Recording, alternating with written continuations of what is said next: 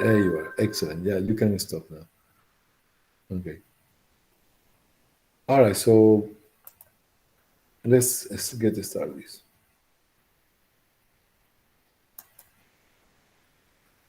One more thing I want to tell you. This is recording. Please, we was talking in faculty, and basically we are not. If somebody is driving a car, I'm not going to let you continue with the lecture until you are in a safe place. Okay, so next time if somebody is driving, you are going to basically remove you from the presentation, because I want you to be in a safe area, because I don't want to have any accident in between. It makes sense or not? Right? Is correct? Yeah. Okay, let's do that. Okay, so let's get started. This is the new version of pharmacology respiratory system.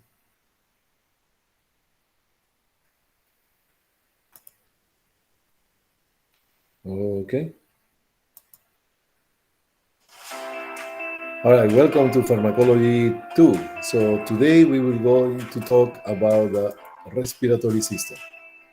We are going to start with anatomy physiology, and then we are going to talk about some pathologies of that are common in this system. And after that, we are going to correlate with the nursing.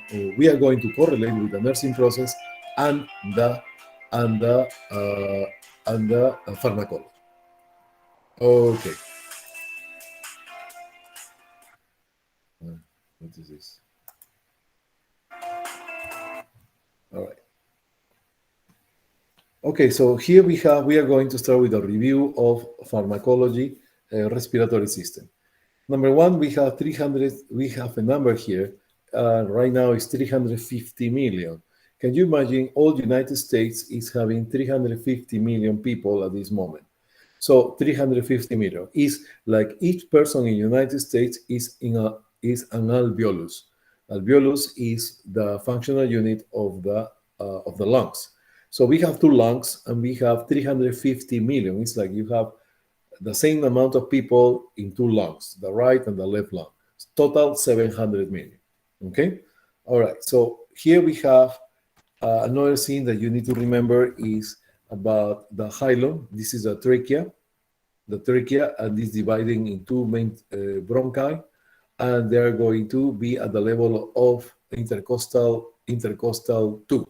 So that is important you to know when you're going to do your auscultation.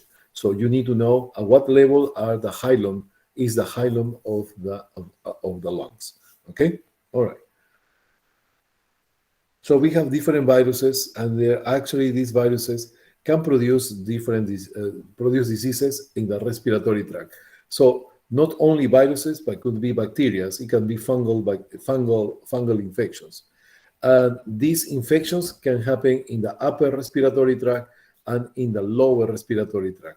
Upper respiratory tract go from the nasopharynx down to the laryngopharynx through the larynx, including the larynx. Below the larynx, we have the trachea, and the trachea is the beginning of the lower respiratory tract.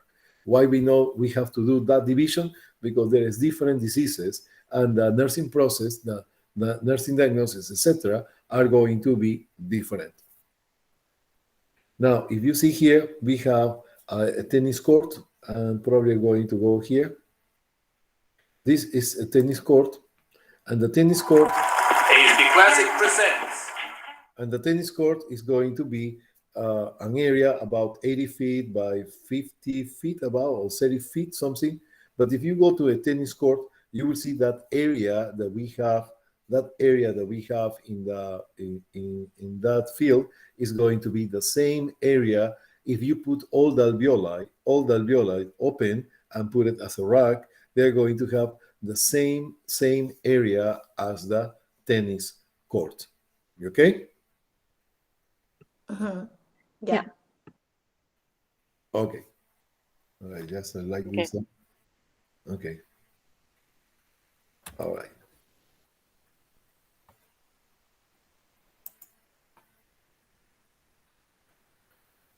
Okay, so let's start. Here we have a 35-year-old man present with symptoms of occasional breathless, dyspnea, and cough.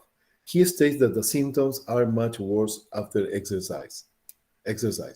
So here we have a not complete, but the beginning of a clinical history. Of course, you need to investigate more on this.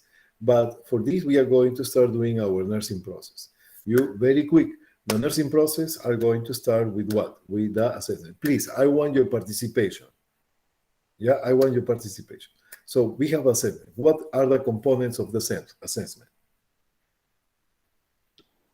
So we need the patient history and the labs.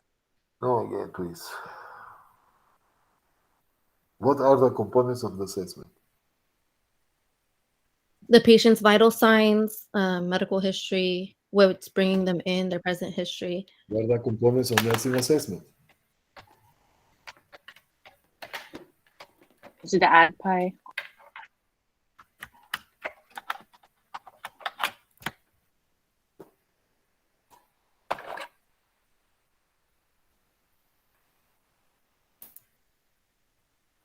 You don't want to talk? Or we don't know?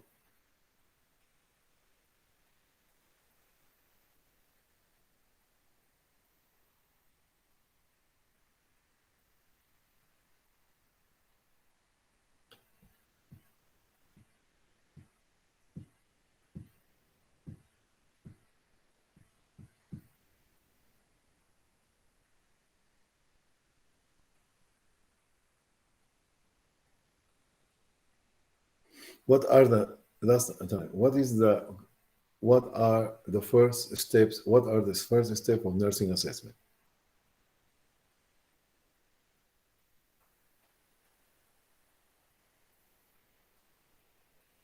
How you start nursing assessment? With the chief complaint. Physical exam? Tell me no, yes, I don't know. Don't tell me I don't care because I get upset. It's not like the chief complaint, why they're there, and then patient history and Oh, sorry, labs. my volume was down. I'm sorry, I didn't hear anybody. Oh, okay. So Sorry. Yeah, we all chief said a lot. complaint, and then the patient history and their labs. Yes, excellent. So that is excellent, very good. So we are going to start with the clinical history, the main complaint, right? The main complaint. The main complaint is going to be Mr. Verda is calling. Just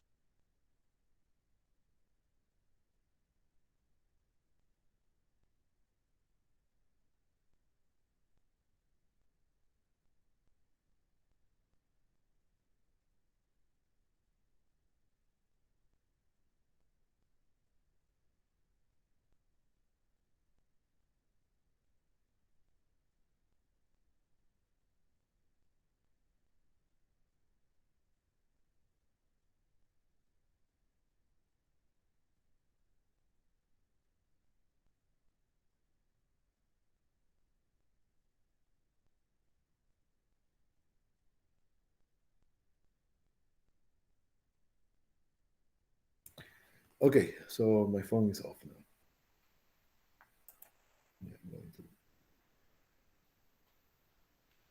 Okay. All right. So you're going to start with a nursing assessment. You go to the clinical history, etc. You already talked about that. Then you're going to have the vital signs. The vital signs, and then you have the laboratory test. Laboratory test is very general thing. So you're not going to ask for CBC. You're going to ask for basic metabolic panel. So there is other laboratory tests that can be related to. So, for example, we are going to talk about the flow meter. The flow meter in the respiratory system is very common to use. We have the spirometer, the incentive spirometer that most likely you already talked about that. And there's other lab tests that is going to help you, for example, to monitor the patient response to the medication. So you have a flow meter that is telling you how much air is blowing the patient, right, before the treatment. For example, they blow just 200 mLs, very, very low amount. And after the treatment, they start to breathe about 500, 600 mLs. So that means that the patient is improving. So in this part of the assessment of the respiratory tract are going to be useful. Then after that, you go to the physical exam. The physical exam, you need to basically think about a few things here. Number one, the physical exam, you think basically the head to toe is the best physical exam. Yes, it is. So head to toe. But this depends. And what I'm saying? Okay. So when the patient is coming for admission, in patient coming for admission in the hospital, the first thing you're going to do is a head to toe. This is a must, a head to toe. But then the patient is already admitted and is he's on her bed, and then you're going to do the shift, your rotations. So you're going to come into the patient. You're not going to do a head to toe examination. You are not going to do a head to toe. You're going to do a focalized respiratory assessment. You okay with that? So, Yes. Yeah. Everything depends where is the patient. If the patient is admitted, or the patient is just going to be admitted, the patient is already admitted, the patient is outpatient, right? The patient is outpatient, or if you are in the emergency room.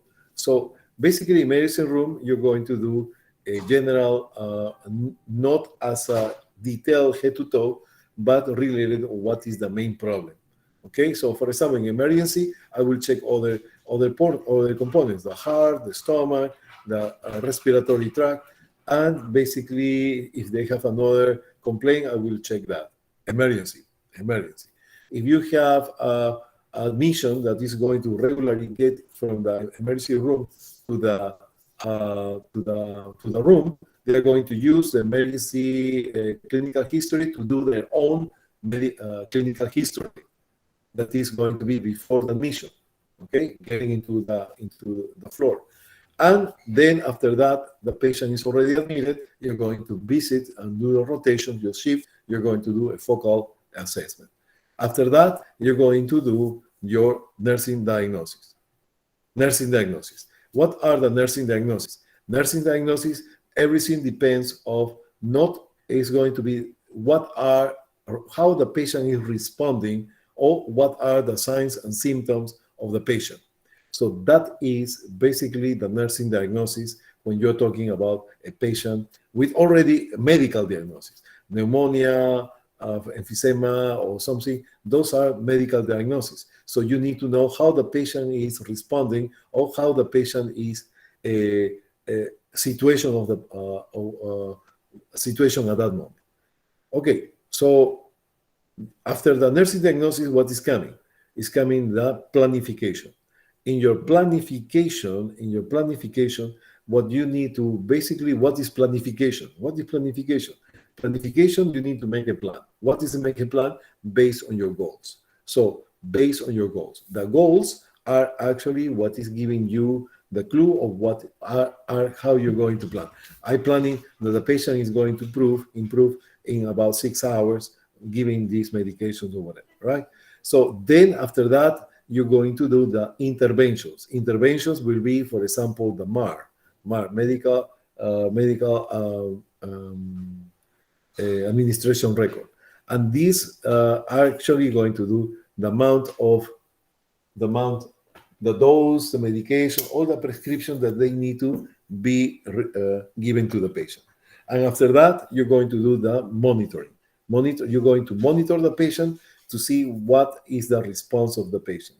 So when you finish monitoring the patient, you need to reevaluate your nursing diagnosis. Probably resolve or getting same, or actually worse, stable, or improve. All right. So if that resolve or getting worse, probably the nursing diagnosis are going to start changing. Okay.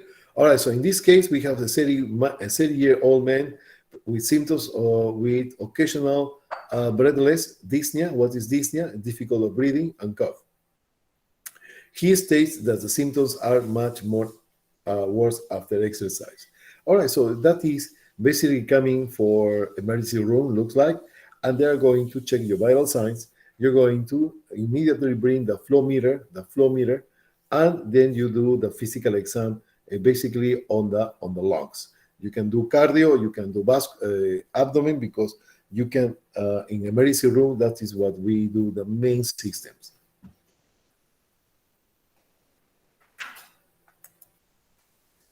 All right, so the physical exam reveals respiratory wheezing. What is respiratory wheezing? What is wheezing? You know what is adventitious sounds?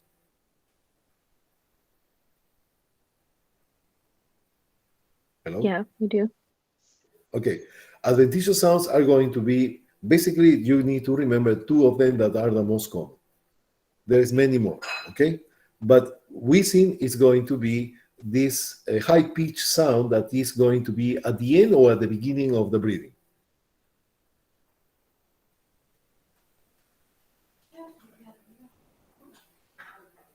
What is wheezing? Isn't it at the It's like the beginning? noise that makes when the airways are like smaller, basically. Okay, and when is that happening? In the inspiration or the expiration? I think inspiration. Expiration. At the end of the expiration, right? So wheezing, expiration, okay? Wheezing at the end of the expiration, and that is mostly happening in where? In asthma.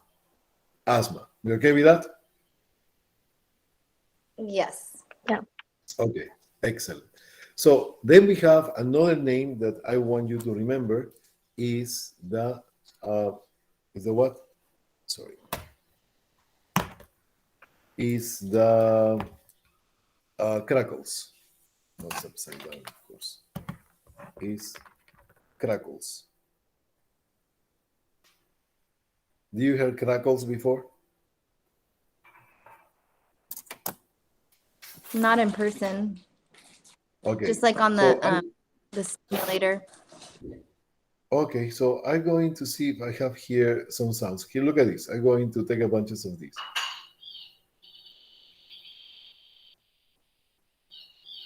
Okay, let's listen with wheezing. Let me put the volume.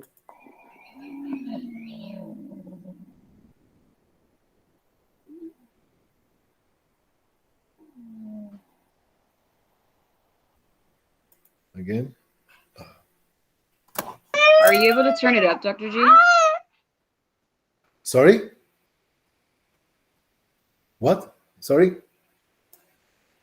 No, I was going to see if you can make it a little bit louder, but Yeah, that is the louder I can do. Let me see if I can do it louder. Okay, so that is the louder I can.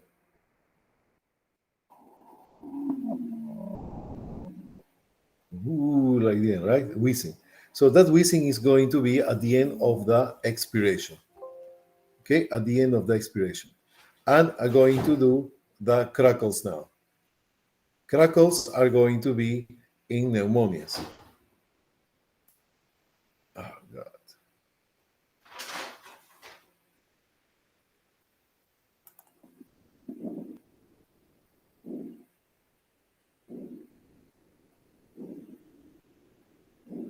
All right, so just write down this, please. Wheezing is at the end of the expiration, and crackles is at the end of the inspiration. Okay, at the end of the inspiration are crackles, and at the end of the expiration are going to be wheezing. Just remember, wheezing we have double E, expiration. Okay. All right, so now your cameras, please. So I want you to hear crackles. I want you to do this. Please, your cameras.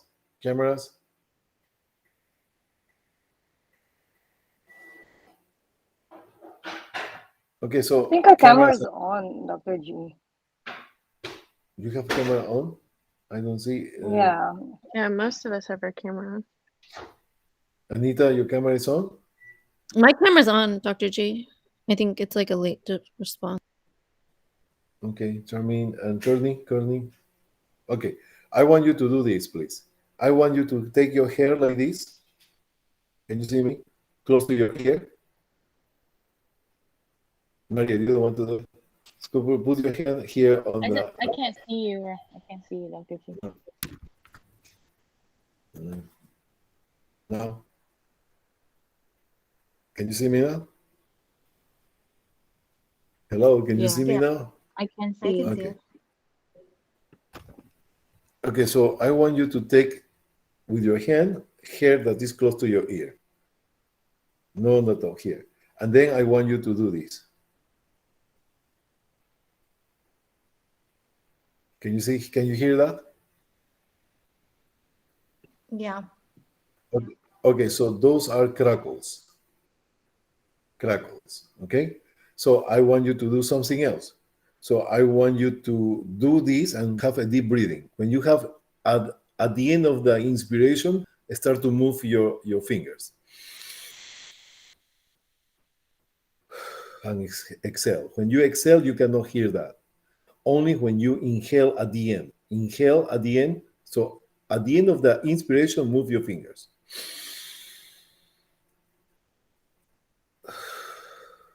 And release. Okay? So that is basically crackles. Now, when you have wheezing is when you exhale all the air. When you exhale the air, that is at the end of the expiration when you can hear wheezing. Wheezing, characteristic of asthma. Crackles, characteristic of pneumonia. Pneumonia. We okay with that? Yes. Okay.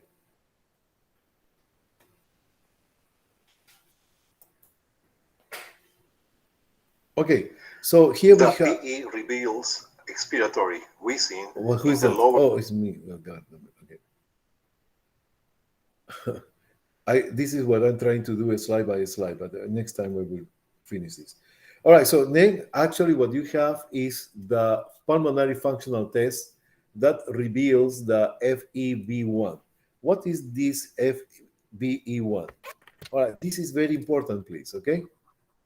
This FEV1 is going to be F means force, E means expiratory,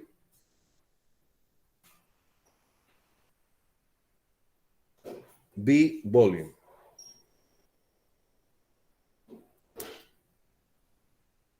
And here we have 1. 1 means first, second.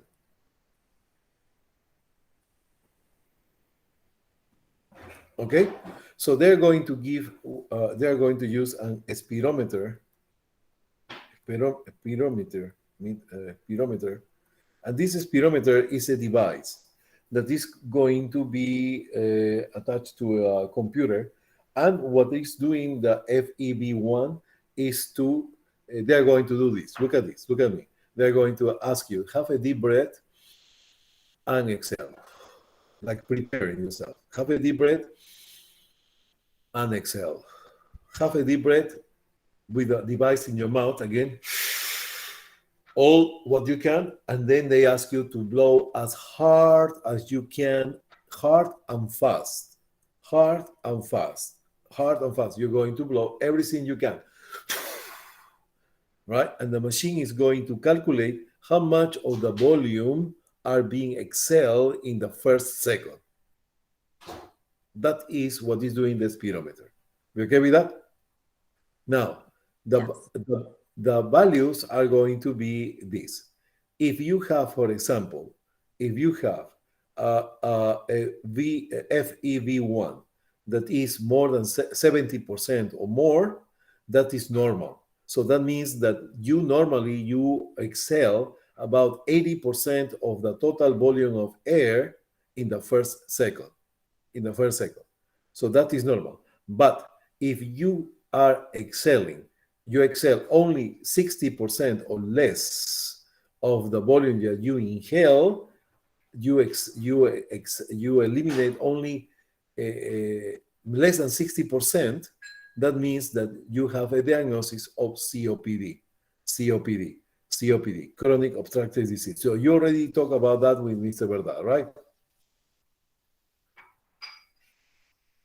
Yes. A little bit. Can you repeat that again, Dr. G? If it's less than 60% that's diagnosed as COPD? Yeah, exactly. Less than 60% is going to be diagnosis of COPD. Okay? 70%, 60% is ominous, so that means we are not sure. We follow up. 70% is normal, but 60 or less is going to be abnormal. We okay? All right. So that is the diagnosis of COPD. Now, just remember that is called the spirometer. Now we have the other one, is the flow meter. The flow meter is to check how the patient is developing. So, for example, you have patient with asthma, they can blow, let's put 200, 300 mLs only. But after the treatment that you're going to give, they can, after that, blow more than 500 or 600. We okay with that? Yeah. Okay. All right. So we are going to give beta 2. Beta 2 agonist. Beta 2 agonist is what? Remember, beta 2 to lungs can produce bronchodilation. So the beta 2 agonist, you can say, please, you can say beta 2 only. Beta 2. Beta 2 is the same to say beta 2 agonist. So if you said beta 2, everybody will understand that you are talking about beta agonist. What is doing beta agonist? Beta 2 is to stimulate. In this case, the lungs, the bronchi, and produce the bronchodilation. If you say, for example, beta 1, beta 1 is beta 1 agonist. That means that it's going to stimulate the beta 1 receptors. So, or you can say beta 1 agonist, or you can say beta 1 alone. There is other medications that are going to be called beta 1 blocking the beta 1 receptor. Or the other name is beta 1 antagonist. Antagonist or blocker basically are the same. But in order to say, to relate or to talk about this medication, you need to say beta 1 blocker. You must say beta 1 blocker, or you must say beta 1 antagonist. That's it. So when you are talking about beta 1 alone, that is beta 1 agonist. Beta 2 alone, that is beta 2 agonist. You can say beta 2 agonist, that is beta 1. Beta 1 agonist is going to be beta 1, all right? But when you're talking about blocking or antagonizing, you need to say the word block or antagonize, okay? Okay. Okay, perfect. Okay, so here we have this is basically your med search, your clinical. In the clinical, you're going to see, you need to check what are the sounds normal sounds of the lung. So we have basically three groups: vesicular, bronchial, and bronchiovesicular. Vesicular, bronchial, and bronchiovesicular. Vesicular basically is almost all the lungs. Why? Because what you're hearing here, the sound of the breathing, is the enter and exit of air from the alveoli. Vesicular means like a vesicle, like a plastic bag, and that is basically surround all the lungs. Then we have, you put the stethoscope at the level of the angle of Lewis angle. Did Mr. Verdad mention that? I don't think so. Okay, Right. so the Lewis angle is going to be in the second intercostal space. Second intercostal space is, I want you to touch your finger touch your sternum, go all the way down, and you see this, the big prominence that you feel, the face up and down that you feel on the top. Can you feel it? Yeah. Okay, so that is, if you go to the sides, Yeah. you have a space. That is the second intercostal space. So this is the area where you find the bifurcation of the trachea. The trachea is going to bifurcate into the two bronchi. So that is basically a bronchovesicular sound, the bronchovesicular sound. Then don't forget that point. You're going to put the stethoscope there, side by side, and you will see basically you're going to hear the sound of the right bronchi from the left bronchi. It's like you have a machine that you can visualize scenes with the stethoscope. So you put it in that area, you're checking, oh, I'm checking the left bronchi. And you put it on, I'm checking the right bronchi. Nice or not? All right. So because that is the area where you find the bronchi. Then we have upper here. You can check your stethoscope here on the neck here above the sternum, and that is going to be the trachea. So that is a bronchial even the trachea is there, but the sounds that are coming from the bronchi. So that's why this is the bronchial area. So we will see that you will see in your clinicals. Okay. Now, what is the main function of the lungs? The main function of the lungs are going to be gas exchange. So for this, we are going to, this is the assessment that we was talking. What are the functions of the king? Just a moment. Where is the? Okay. So main sign. Where is the? Is deleted or what? What happened? Oh yeah, it's coming. Okay. Sorry. Main respiratory signs and symptoms. Rhinorrhea.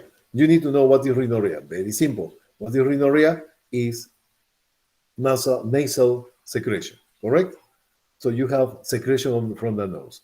Dyspnea is characterized for SOB, short of breath, right? Dyspnea. What is orthopnea? Somebody can tell me what is orthopnea, please? No? Isn't that Yes? painful, difficult breathing? You're lying flat. Yeah. So actually, yeah, very nice. So you cannot lay down on your back. Why? Because you are going to have suffocation, right? So you're not going to receive enough oxygen. But orthopnea means, ortho means 90 degrees. Apnea means respiration. Tell me one thing, very quick. Let's go do some exercises. Let's go run 5 miles. Let's run 5 miles, all as fast as you can. There is a moment you're going to be exhausted, right? You're totally exhausted. And actually, what you're going to do, you stop and you put your hands on your knees and you start to breathe. Yes or no? Yes. Yeah, Or usually. for example, you find a chair or you find the wall. You hold the wall and you are in the wall like this, and you start to breathe, right? Or you find you are in the street, you put your hands on the car, and then you start to breathe, actually helping you feel better to breathe like that. So that is the position of your arms. The position of your arms are in a solid surface. So you put in 90 degrees to the wall, in 90 degrees to the car, in 90 degrees in the bed. So you are sitting down like this. Yeah, putting your arms against the bed. So that is 90 degrees. Ortho means 90 degrees. The chair in this kit you see in the upper right quadrant of the screen, the kid is supporting his arms in 90 degrees to the chair. And why is doing that? That is doing because doing this this support of the arms are going to give more support to the diaphragm. It's going to give more support to the diaphragm. And the diaphragm, as you know, is the main muscle for the inspiration.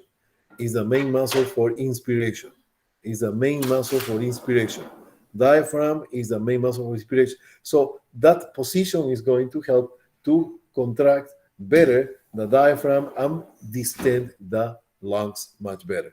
That is orthopnea. Is that clear? Yeah, that's clear. Yes. Okay. Apnea, tachypnea, bradypnea, you already know what are the concepts. Takimya is the normal respiratory range is 12 to 20. Go to Takimya, then go to bradypnea. Takimya is too fast, more than 20. Bradypnea is less than 12. You just need to remember when you have a respiratory rate of 30, equal 30, or more, that is a priority. A priority. You don't want the patient who have 30 or more, that is priority, more than others. Priority, respiratory rate. Okay, so we already talked about the wheezing and the crackles. So let's make the sound the crackles again. Oh, Mr. Crackles.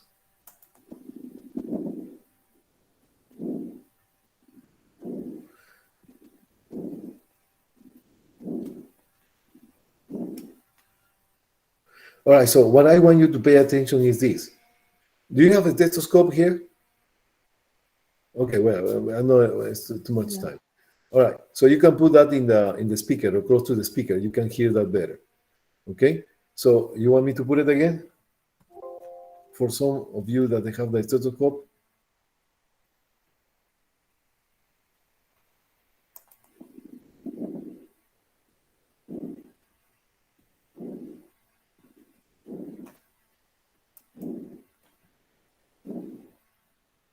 All right, so what I want you to pay attention is when you have this.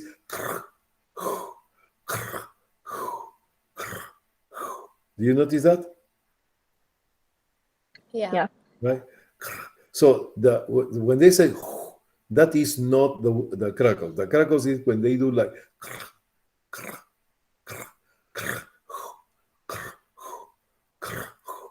I will show you one more time.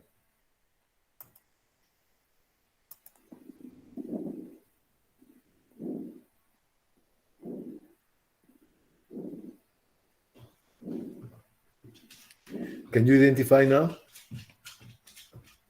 Yeah, if you hear it with your stethoscope, you can hear it really good, you guys. Really? Okay. Yeah, I just tried it. You can hear it really good. Okay, so try to, Charmin, you have a stethoscope. You don't put your ear in the speaker, like a pillow, Charmin. Put your ears. You don't have stethoscope. Put your head like this. No.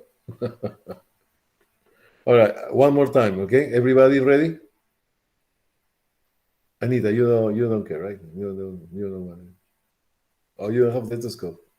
Okay. All right, so one more time, the last time. Let's go. Crackles or rails is the name.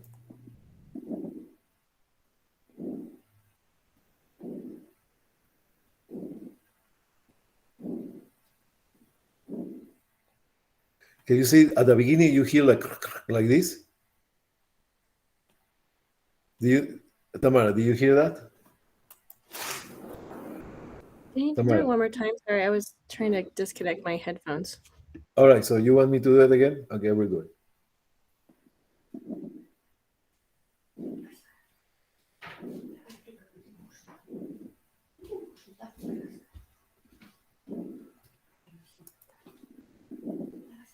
Yeah, I could hear it better that time.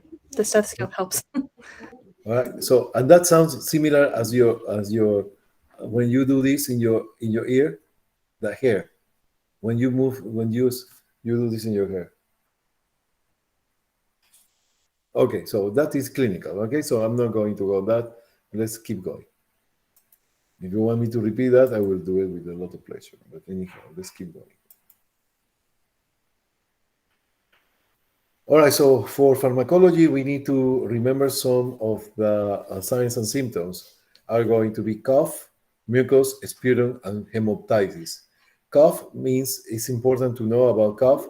Cough, please, question for the NCLEX and HESI. The center of reflection, the center of reflex for the cough is going to be what? Is the medulla oblongata. They like to ask you that, okay? Medulla oblongata. Medulla oblongata is the center control of the cough. Cough, okay? So I'm going to give you pharmacology right now. Cough, you have two types of cough. Cough, they can be a productive cough and dry cough. Productive cough versus dry cough. Productive cough versus dry cough. So when you are having productive cough, you don't want to stop the reflex of coughing. Why? Because the patient is eliminating all this phlegm, all this mucus with the bacteria there. So it's a mechanism of defense that you are going to eliminate the germs coming in, getting into your respiratory tract. Now, if you have a dry cough, dry cough means no productive cough. When you have no productive cough, you need to stop the coughing. Why? Because that is not going to allow to make you sleep. So you cannot sleep. So that's why they give you the what we call antitussive. Antitussive. Antitussive. Antitussive, tussive means cough. So that is the time that you're going to receive actually this antitussive, that is the dextromethorphan. Then we have the mucus. The mucus are actually like a very thick fluid, very thick fluid. This thick fluid is produced by the pseudostratified epithelium and the goblet cells. The goblet cells are going to produce the mucus. The more mucus you produce, the more inflammation is happening in the respiratory tract. The mucus are going to be, we need to eliminate the mucus. How we eliminate the mucus? We are going to see that with the expectorant or the mucolytic. So there is two medications for that: expectorants and mucolytic, and we are going to see the names today.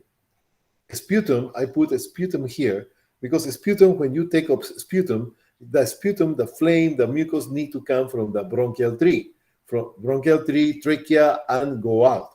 So sputum is not just spit out. It's not just spit out because that is saliva. What actually you're going to do with that? Nothing.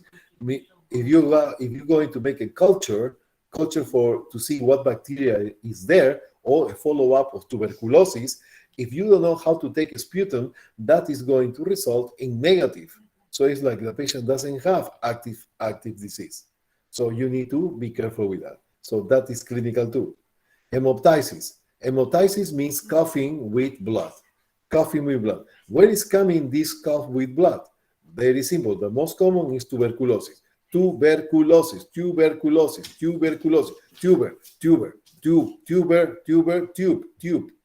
It's like a channel. So what does it mean? That the bacteria is going to be like doing like a minery. They're going to make holes, opening tubes inside the lungs. Tuberculosis. And these holes that are, or these channels that the bacteria is doing, is going to rupture one of the vessels, some vessels. And this communicate with alveoli. And the blood is going to collect in the alveoli. They go to the bronchioles, they go to the bronchi, they go to the trachea and expectorate. They are going to be eliminated with blood. It's coughing with blood. We okay with that? Yes. Yeah. Okay. So now, just to give you actually the panoramic view, we have different colors of sputum. The sputum, when the patient is eliminating the sputum, they have different colors. We in medicine, just looking at the color of the sputum and to smell the sputum, the smell of the sputum, you can tell what bacteria is, what is happening at that moment. Yes, we're doing that. So we are not going to go on that, but it's very interesting, very nice to see what are the things that actually we are going to learn little by little with the time. All right, so at this moment, the only thing I want you to remember is cough, mucus, sputum, and hemoptysis. All right, so we have hypoxemia. Hypoxemia means low levels of oxygen in the body. Low levels of oxygen in the body. Ischemia is different. Ischemia is low levels of oxygen to an organ. That is ischemia. Ischemia of the heart, ischemia of the brain, ischemia of the kidney, ischemia of the liver, ischemia of the skin, ischemia of the muscle. Ischemia. Organ. Hypoxia means low levels of oxygen over all blood. Okay, all your body. We have barrel chest, barrel chest. Barrel chest, if you see, look at yourself. Your chest is more wider than actually anterior posterior.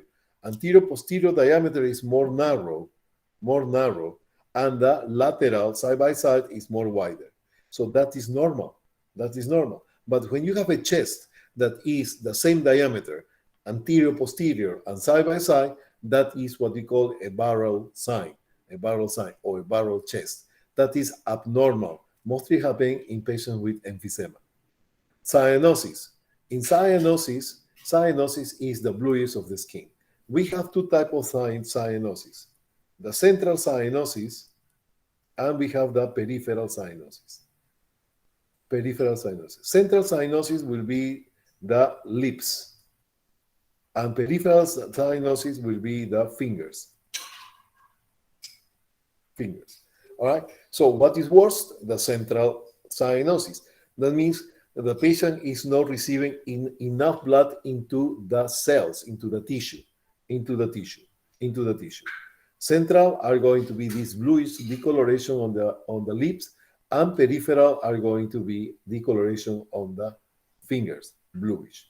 Clubbing, if you see that this is a clubbing fingers. So can you see the shape of the nail? Look like a drumstick, a stick drum or drumstick, right? Very round and even. That is abnormal.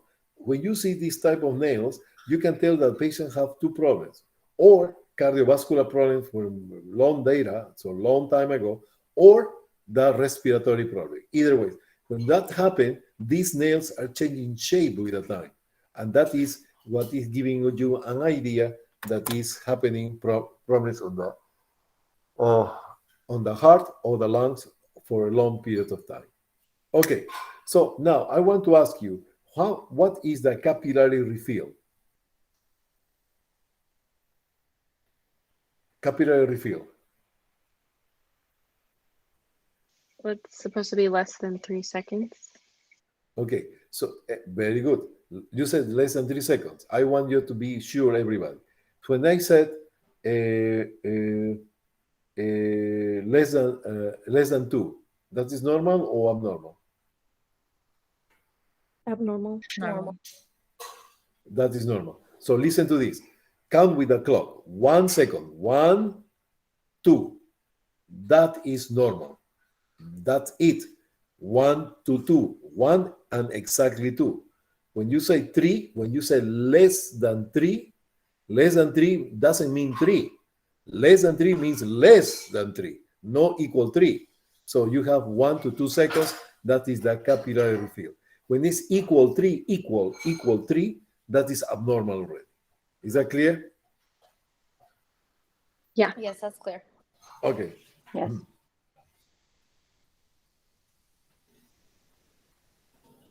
All right, so here we have the upper respiratory tract. Just remember, go from the sinuses, go to the larynx, including the larynx. The lower respiratory tract, go from the trachea and down below the larynx here, and below to the lung, go to the lungs. That is the lower respiratory tract. Okay. All right. So here we have, just to remember, the mucus is coming from the goblet cells, an inflammatory process. Inflammatory process happening, and the goblet cells are going to produce a lot more mucus. You already know the functions of the mucus. All right, so the respiratory process, they have 3 phases.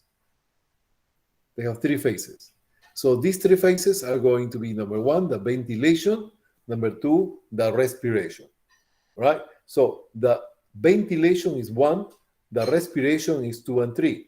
So respiration are going to be the external respiration, and the internal respiration will be the cellular respiration.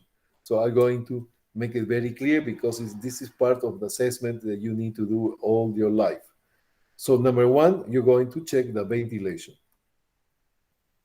Ventilation, basically, you're going to have, if this is superficial or deep respiration, and the respiratory rate. So that is ventilation. the patient is ventilating properly. The patient is ventilating good. So that means that the patient doesn't have superficial breathing or deep breathing, and the normal respiratory rate between 12 to 20. Okay, so that is the first thing you're going to check in your clinical, the ventilation of the patient. The patient is breathing superficially and fast, or deeper and fast, depends, right? That is ventilation. So that is what you need to do. Second, you have we have respiration is the external respiration. External respiration. What is external respiration? External respiration is what is coming from outside.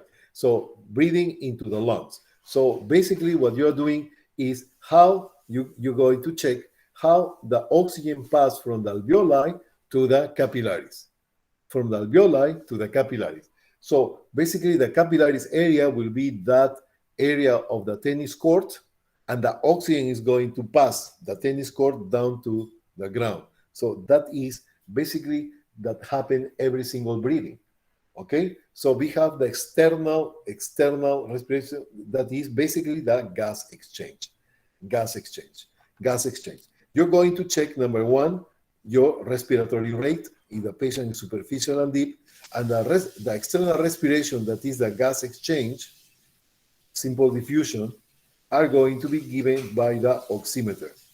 The oximeter, this device that you put in your finger, that is the oximeter. So what is doing the oximeter? I want you to feel that sensation that we have in the medicine, is that you put in other laboratory tests, and that helps. So what is this? So you put the oximeter in the finger, and it's giving you a number. So the number should be above 90%. When this not more than less than 90% means 89, 88, you need to provide oxygen to the patient. Oxygen is prescribed by the doctor. So don't do it on your own. So you need to, that is prescription of the doctor. Anyhow, so that is, oximeter is like your eyes are looking that the oxygen is passing to the capillary bed. The oxygen is passing through the capillary bed. So that literally is what you are looking at. When you see the oximeter is between 90 to 100. That means that oxygen is passing, and you can see it with your bare eye. Imagine that. So the gas exchange is happening accordingly. Now we have the other respiration, and the respiration is the cellular respiration. Number 3, respiration is the cellular respiration.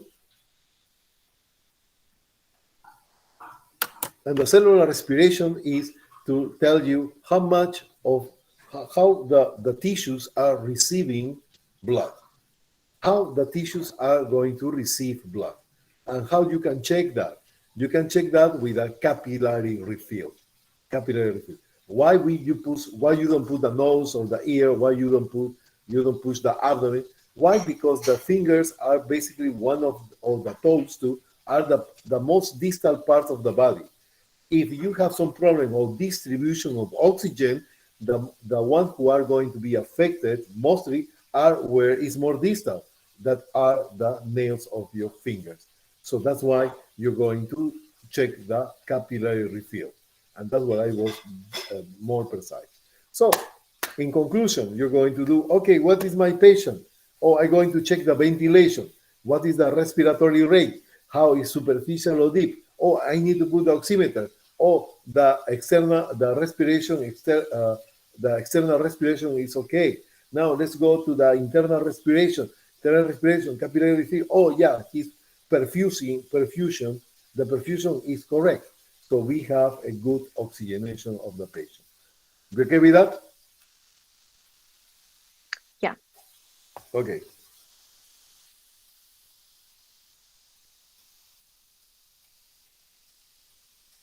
So this is what we were talking about.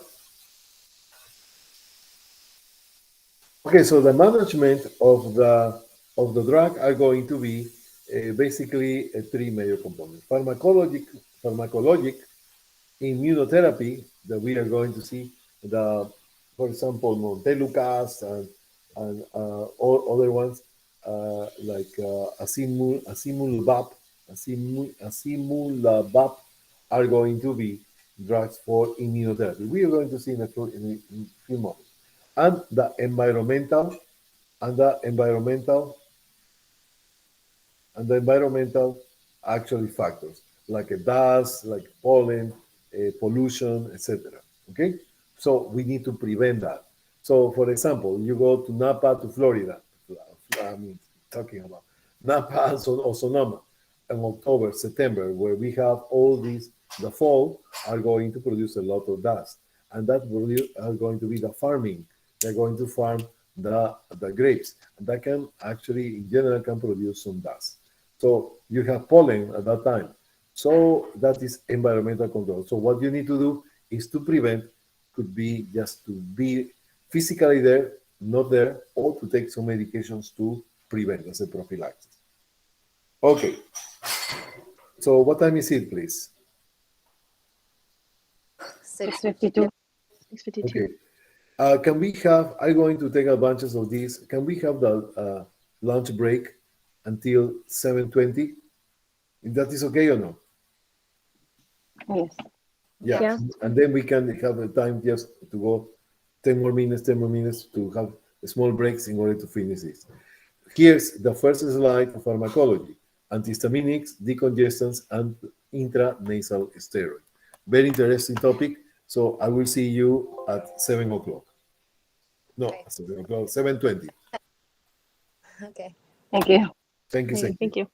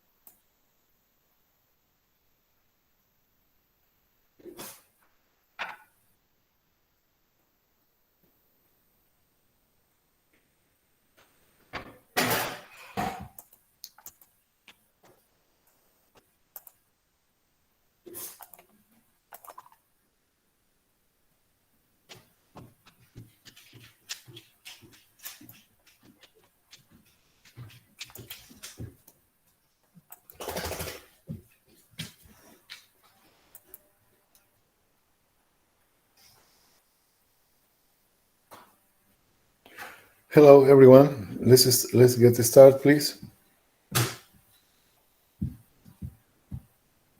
Hello. Hello.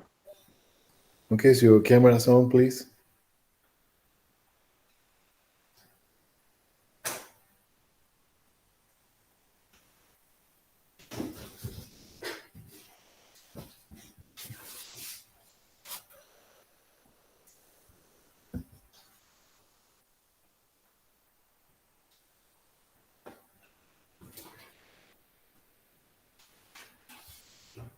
Okay, so one more thing I want to mention here is if somebody is absent, please, you have 7 days to make up to do your makeups. Okay, your makeup. If you have somebody is absent one class, you cannot take the quiz next class. Okay, you need to do the first of all the makeup. Doing the makeup, you can take the quiz if you have an excuse absent. Okay, all right. So that is about. All right, so let's continue.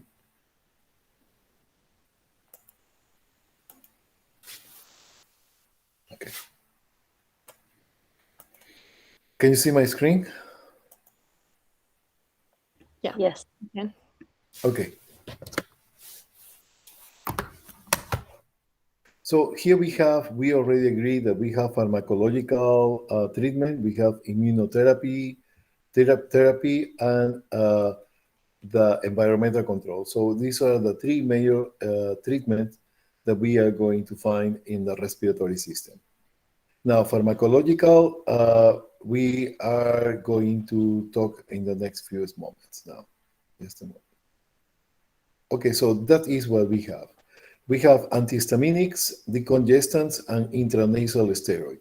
So we are going to talk about antihistaminics because there's several slides that basically are going to make a summary about antihistaminics right now. All right, so what is, first of all, antihistaminics? For that, you need to remember what is histamine. Histamine. Histamine is an inflammatory substance. You already know all the cardinal signs of inflammation, right? Inflammatory. So they are going to basically produce what are going to be produced by the cells, especially all cells can produce histamine, but the one who produce the most of the histamine is the mast cells. The mast cells. The mast cells are going to produce histamine. When you damage a tissue, they are going to release histamine. And you remember the histamine, what it's going to do is to activate the prostaglandins. The prostaglandins, as you already know, is a local messenger for pain, inflammation, for mucus, and clot. In addition to that, the histamine is going to trigger out, besides the local messengers, prostaglandins, are going to produce the leukotrienes. What are doing these leukotrienes? We have prostaglandins and we have leukotrienes. So that is happening with the histamine. Histamine is going to produce a substance that are going to activate the formation of local messengers, prostaglandins, and leukotrienes. Leukotriene, what is doing is a red flag for the body that is going to is the alarm that are going to bring more white cells. That is what is doing the histamine. Okay, so it's going to activate the prostaglandins and it's going to activate the leukotrienes. The histamine are going to be a substance that are going to act in receptors. This is a cell, and the receptors are going to be receptors for histamine. The histamine is going to come and they're going to activate. This activation produces the production of prostaglandins and leukotrienes. Okay, talking about histamine, histamine is going to act in two types of receptors. We have H1 receptors and we have H2 receptors. The H2 receptors, remember, is going to be activating in the stomach. Okay? Stomach. Okay? So H2, stomach. H1 are going to be in the rest of the body. Okay? So what are these substances who are going to activate the histamine? For example, allergens are going to be pollen, for example, pollution. Any bacteria or viruses are going to produce histamine. So this histamine is, for example, where you can find histamine is when you have allergies. What is happening? What is happening is that you sneeze. You're sneezing. The histamine produces sneezing, for example. When you're going to sneeze, what happens? The histamine is going to be released by the cells, produce a local inflammation, and produce a reflex of sneezing. So these irritation or inflammation are going to activate the receptors, nerve cells that produce the reflex of sneezing. This sneezing is a mechanism of defense because sneezing is going to abruptly remove with a small, very fast and strong air blowing out of your body are going to get rid of the dust, bacteria, or viruses that are producing that effect. So every time they're going to sneeze, you're going to say, instead to say ashu, ashu, you're going to say histamine, histamine, histamine, every time you're sneezing. Okay? So that is histamine. So histamine are going to be an inflammatory substance, and that is going to trigger out a lot of actions. Number one, they are in the inflammation are going to produce what we call the vasodilation. Vasodilation. This is very important to understand many things. Look at this. So here we have a normal vessel size, and the histamine is coming, are going to produce a vasodilation. It's going to produce a vasodilation. So what happened then when you have this vasodilation? What happened? The permeability of the walls of the vessel are going to allow the escape of water. They're going to escape water. Water are going to escape water. This water, what is going to do is to accumulate in the tissue. For example, think about your nose.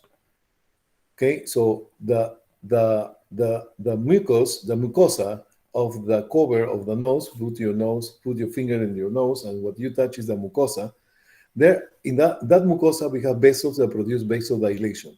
These vasodilation are going to allow the escape of water from the vessel accumulate in the mucosa.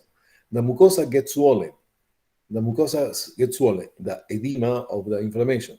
And the airway, all the passage, all the tunnel, all the passage of the airway are going to get diminished because the walls get thicker and the opening is going to be smaller and smaller and smaller. And that's what is going to cause is what we call the congestion. You okay with that? Yeah. Okay. So now, in order to prevent congestion, no, please, machine.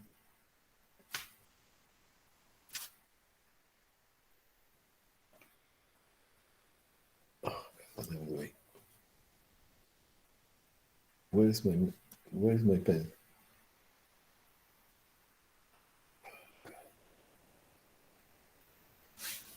Happen.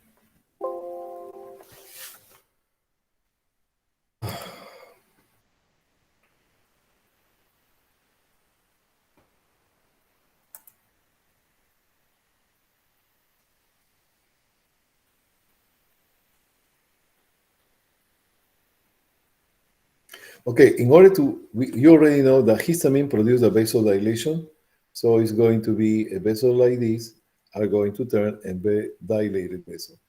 You're going to escape vasodilation, and what do you need to do? So in order to prevent this congestion, what you're going to do is to try to return to that previous size of the vessel. So from vasodilation, you want to produce the vasoconstriction. The vasoconstriction. The vasoconstriction of the vessels. And who is doing that? That is going to be doing the alpha-1 receptors. Alpha-1. The alpha-1 receptors are going to produce the vasoconstriction. Vasoconstriction. We okay with that?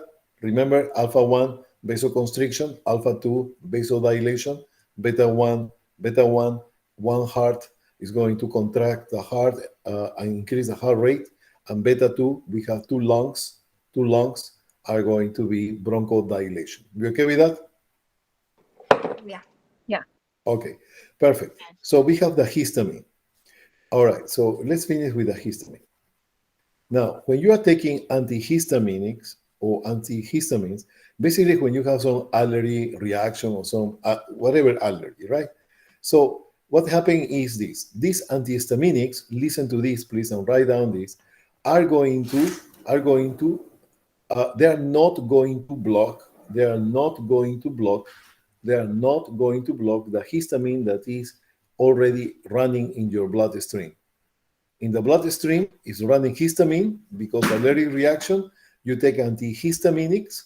That antihistamine is not going to do anything, nothing at all for the histamine that is already running into your bloodstream. This is very important. Why? So what is doing the antihistaminic? The antihistaminic, what is doing, and please pay attention to this, is going to block the production, the new production of histamine. That is what is doing the antihistaminics. Antihistaminics is going to not allow new production of histamine, but the already histamine that is running in your blood is going to keep doing his action. Is that clear? Yeah, so is that why they say that you Yeah. should be taking like allergy medications every day as opposed to just when you start getting allergies? Because it doesn't work when you do it that way because there's already histamine there. Okay. Exactly. Excellent. And that is my point at this moment. Very good. Why? Because what you're going to use antihistaminic basically is to prevent. The best use is to prevent allergies. Question for NCLEX is, if you're going to an area where you're going to find dust allergies, whatever you're allergic to, for example, Napa, Sonoma, September, October, with a lot of pollen there, they are going to, or dust, they are going to, you need to, if you're going to go to that area, you need to take about 40 minutes, 45 minutes, half an hour, 45 minutes before to get into that area. Because at the time you are being exposed to the pollen, you're not going to produce histamine. But if you go to Napa, Sonoma, without histamine, and you start to feel allergies, your recovery is going to take longer, because at the moment that you are in Napa, you take the antihistaminic, it's going to block the new formation, but the already histamine is going to give you all these side effects that you don't want. You okay with that? Yes. Excellent. Yeah. Let's check it out. Now, decongestants. Decongestants are going to be a very fast relief. Very fast relief. So these are the nasal decongestants. These nasal decongestants are going to have basically alpha-1 substance. For example, the phenylephrine. I have many pictures about that. The phenylephrine. The phenylephrine is going to be a nasal spray that is going to produce alpha-1, and the alpha-1 can produce vasoconstriction. So the vasoconstriction, what happened? I will tell you the whole story. The vasoconstriction are going to decrease the escape of water from the vasodilation, because previously was vasodilated. You give the phenylephrine, and that is going to produce the vasoconstriction. So what happened with the excess of water that are in the mucus? That is going to be collected by the lymphatic system. Remember, one of the functions of the lymphatic system will be to absorb the excess of fluid in the tissue. We okay with that? Yes. Yeah. Okay. All right. So this is a fast action. A slow action. Slow are going to be the steroids. The steroids or intranasal steroids. These steroids Please, steroids is the same to say corticoids. Is the same to say glucocorticoids.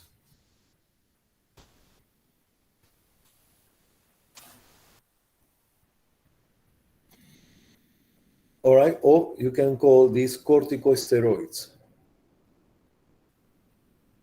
Corticosteroids. Oh, corticosteroids. All here. Okay, dyslexic. Okay, corticosteroids. Glucocorticoids, steroid, and corticoids. Steroid because all this coming from the cholesterol. Cholesterol. You see the name? Steroid,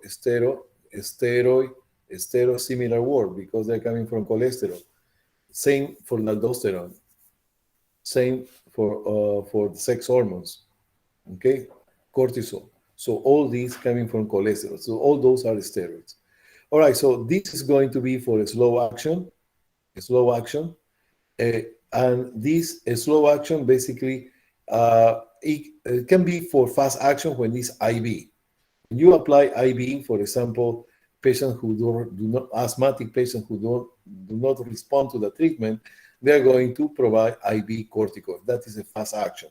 But when you do topical or PO by tablets, that is going to be a slow action. And mostly this is going to be to prevention. Okay? All right. Immunotherapy are going to deal with antibodies that we are going to explain in a few moments. But I want just to get focused on the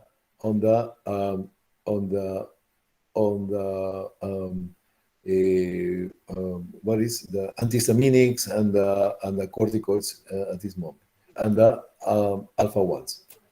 All right, so the other major treatment is going to prevent the environmental factors, like, for example, dust, mites, etc. All right, so these are going to produce congestion, cough, and mucus. So congestion, you already know, is caused by inflammation. So when you have congestive nose, it's because you have an inflammatory process, okay? Cough actually depends if this is dry cough, you have an irritation, by the way, I want just to go here. Irritation is actually the same to say inflammation. When you see the word irritation, is basically inflammation. And when you have inflammation, you have cells who are dying already. Cells are dead. Cells are dying. And irritation the same. But irritation basically is a half and a half, medical term and colloquial term. Inflammation is the medical term. So, but for example, you say, I have inflammation of the skin. So you said, my skin is irritated. Or have my nose is irritated. That means that your nose is inflammation.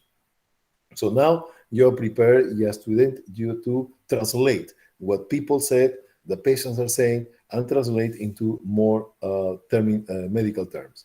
Okay? Yeah. Yeah. Okay. So for congestion, we are going to use decongestants.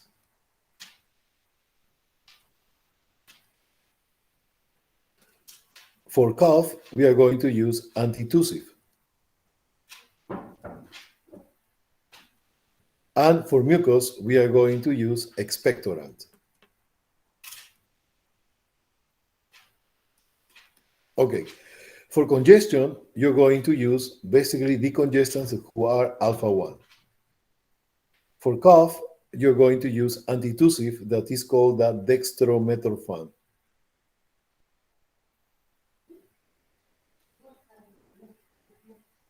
And the dextromethorphan, you will find that is the Robitussin. If you remember that, you go to Walgreens or something, you're going to find the Robitussin, they have dextromethorphan.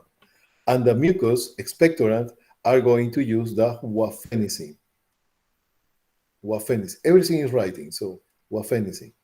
I just give you some introduction about that. Okay?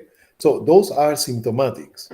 Symptomatics, when you said the word symptomatic, this medication is just symptomatic or is symptomatic.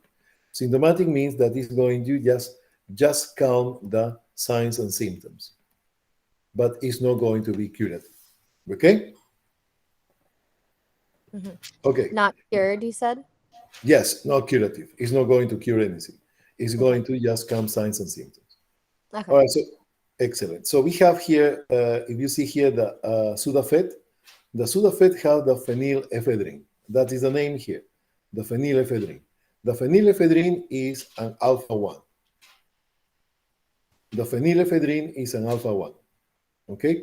This phenylephrine, as you know, is, I want just to please remember this. We have the sympathetic nervous system that is going to release the adrenaline. That is produced by the body, right? But this cell of phenylephrine, so look at this, ephedrine, adrenaline, or, adrenaline is called the epinephrine. So you see here, they have the same suffix. Phenylephrine is actually a family of the epinephrine. So this alpha 1 produces the vasoconstriction. But in addition to that, the alpha 1, just remember, the adrenaline, que is similar to the phenylephrine, are going to have other effects. When you get upset, you release adrenaline. So the phenylephrine is going to have similar effect. For example, what happened with your heart rate? When you are upset, you are in sympathetic fight or flight, your heart rate starts to go up. Yes? Why? Because that increase are going to increase the cardiac activity. Okay? So the phenylephrine, when you take as topical, basically by nose, right? So topical. So they're not going to go to the systemic. They're not going to have a systemic effect. So systemic effect, what does it mean? Systemic means all the body, right? So if you have, for example, this phenylephrine, and you have a patient who is old, all patients have hypertension, all patients who have arrhythmias, you need to be very careful. Most of the time, they do not have side effects systemically, but can be happening. So you need to be always alert. You need to give it with cautious to the patient. Okay? Okay. Okay, cough. Cough is, the cough center is in the medulla oblongata. That is, they like to ask you that. Here's the robitussin, and here we have the dextromethorphan. It's a cough suppressant, as you can see here. Okay? So reduce frequency of non-productive cough to promote rest. So that is important. If you are having cough and the patient is not having productive cough, so means not productive cough, is coughing dry, so the patient is not going to eliminate. So it's not useful to have a cough at that moment. So what you need to is to give the dextromethorphan in order to promote rest and sleep the patient accordingly during the night. All right, so here we have the expectorant. So this one and the previous one is antitussive. Look at this, it's antitussive, dextromethorphan. Here we have the potassium iodide. Potassium iodide, and we have the wafenicin in the other slide, wafenicin. Potassium iodide, wafenicin, so that's two different substances, right? So they are going to produce an effect that is called expectorant. They are going to expectorate the expectorant. So what is the mechanism of action of this potassium iodide and the wafenicin? Wafenicin, you will see, it's very common to see the Mucinex. You recall the Mucinex? Yeah. Yes. Excellent. That is the wafenicin. This is not that common. It's basically in potassium oral solution. They are going to be like a syrup. Anyhow, so what is the mechanism of action? The mucus, listen to this, please. The mucus is a fluid that is very thick. It's very thick. It's very thick. And this mucus is produced by the goblet cells on the respiratory tract, the goblet cells. So this mucus, what is inside this mucus? We have fluid, we have some electrolytes, and we have huge amount of proteins. The mucus have a protein called the mucin. If you want to forget about the mucin, that's okay. So what I want you to remember is what is happening here. When you have potassium iodine or wafenicin, what is going to promote is the entry of water into the mucus. Okay, water into the mucus. So this water in the mucus are going to basically is like dissolving things. So you have something very dense, you put water, that is going to be very most light, right? So that doing that is going to allow the body to eliminate easier the mucus that is more difficult if you have a very thick, sticky mucus. So if you have a very thick, dense, sticky mucus, for more than you cough, is not going to be eliminated. But if you give potassium iodine and wafenicin, water enter into the mucus and make it more fluid. And that is going to allow the expectoration or the elimination of the mucus. So one thing that you need to do in addition is to give fluid to the patient. Fluid to the patient.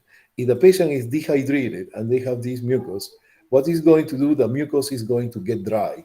And when they get dry, they go more sticky, more dense, more difficult to eliminate. And what happens? Bacteria start to grow in that mucus, and they can lead into more complications like pneumonias. You okay with that? So just remember, fluid is important. So that's why he's telling you, okay, take Tylenol and go home and take fluids. Right? Fluid is, in this case, like a medication. It's your prescription. Prescription will be water. All right, so here we have the expectorant, and we have another term that is very important to know, is the mucolytic. All right, so we have expectorant, and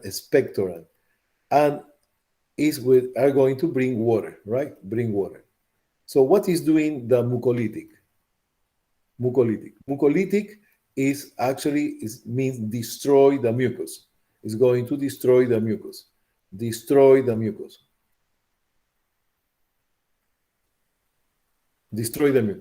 So how is going to destroy the mucolytic? Or is going to make it more fluid, more easy to eliminate. The mucolytic, in this case, we have the acetylcysteine. The acetylcysteine, what it's going to do is to break the proteins. Which protein? The mucin. And these proteins the mucus are going to be more thinner and easier to eliminate. So expectorant, we have the potassium iodide and the wafenicin. The most common is the wafenicin, and for mucolytic is not common, is prescribed, are going to be the acetylcysteine. All right, so I need to tell you about the acetylcysteine to refresh you a little bit here. Acetylcysteine is going to be used as antidote for the what? For the toxic levels of acetaminophen. Remember that or no? Yeah. Yes. Yes. Okay. And acetylcysteine, it can be used as mucolytic to basically make easier the mucus to be eliminated. All right. So what is the difference? The acetylcysteine, and write down this, please. Acetylcysteine for toxic levels of Tylenol is going to be administered by PO.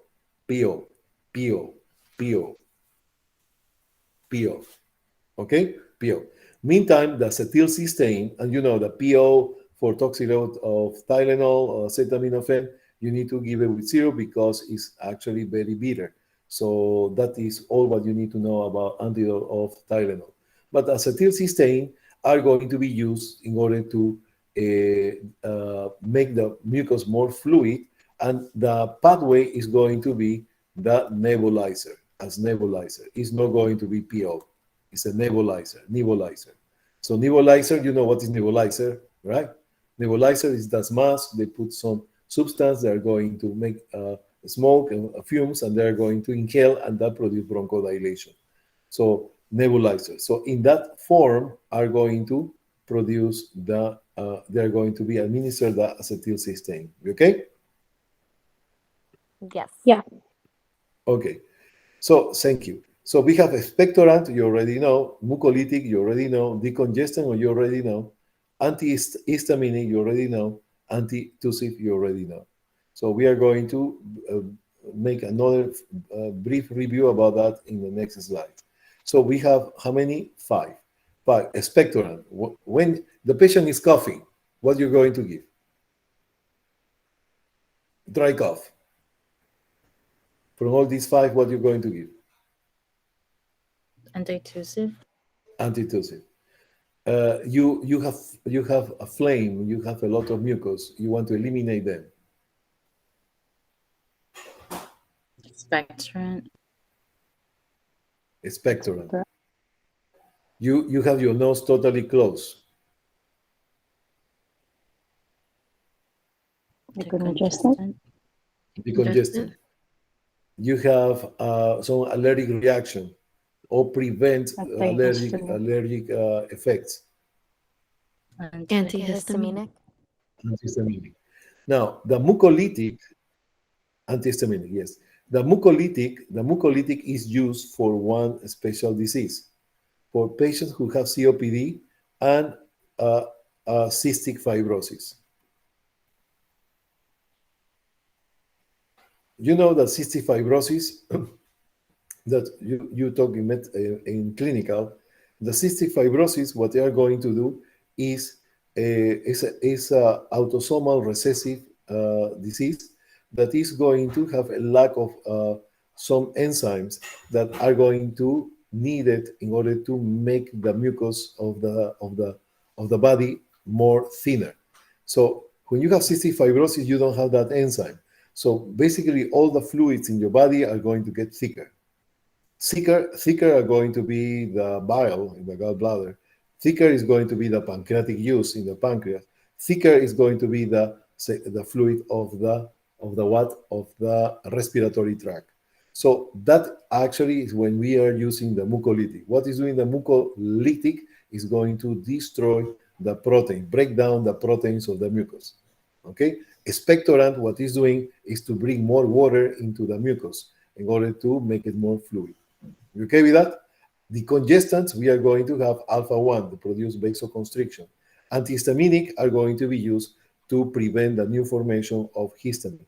And antitussive, you give antitussive when your patient is having dry cough, okay? Or diminish the cough during the night because you want to have some rest, okay? And all of these are symptomatic. You know what is symptomatic? Symptomatic is going to come the signs and symptoms only. We have the guaifenesin, is the Mucinex, very common. All right. So, and then they are going to, guaifenesin is going to make more thinner the fluid, and with the coughing, it's going to be easier to eliminate. So, guaifenesin, please report if there is no effect in 2 days. Okay, no effect in 2 days. Mucolytic, we have the acetylcysteine, that is the bile that is going to be applied as a nebulizer in this patient, especially in the cystic fibrosis, in the CF, cystic fibrosis. Decongestant, we have here the phenylephrine. All right, so that actually are going to have an alpha-1 effect. So some people, or some cases, you need to use a decongestant and a corticoid, or glucocorticoid, or glucocorticosteroid, or cortisol, or whatever you want to call, different names I mentioned. So for this, you have 2 things.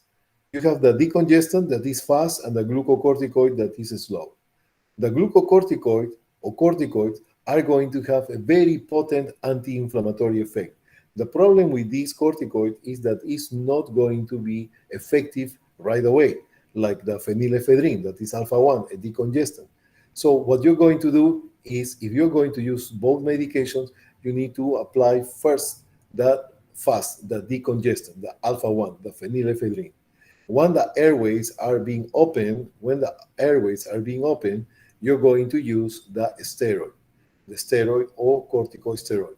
Why is that? Because opening the airways, the corticoids are going to be, they can go farther than the closer to the nose because the airway is open. Is that clear or no, please? Yeah, No? that's clear. All right, so we have the phenylephrine. Elderly need to take an alpha-1 decongestant very carefully. Because why? Because that's what I mentioned. If this is topical, but they have a risk to have a systemic effect. Here we have the Sudafed, we have the phenylephrine. All right, so there is the antihistaminic. What are going to do is we have 2 generations of antihistaminic. The antihistaminic, what is going to produce, do you take antihistaminic before? They produce drowsiness, right? You put drowsiness. Yes or no? Yeah, it Drowsiness. does. So Yes. you feel sleepy, right? And for that, you need to start thinking about some nursing considerations. What nursing considerations is basically don't drive if you're taking antihistaminic because that can produce drowsiness. Don't use machinery anytime because you can have an accident, whatever it is, okay?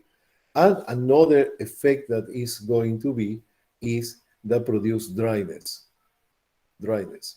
Why? Because this is very important, please. Because antihistaminic have this effect that have some anticholinergic effect.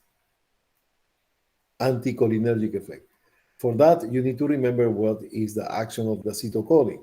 Acetylcholine is going to be everything wet. The anticholinergic are going to be everything dry. We okay with that? And the medication, the first generation, is going to be the diphenhydramine,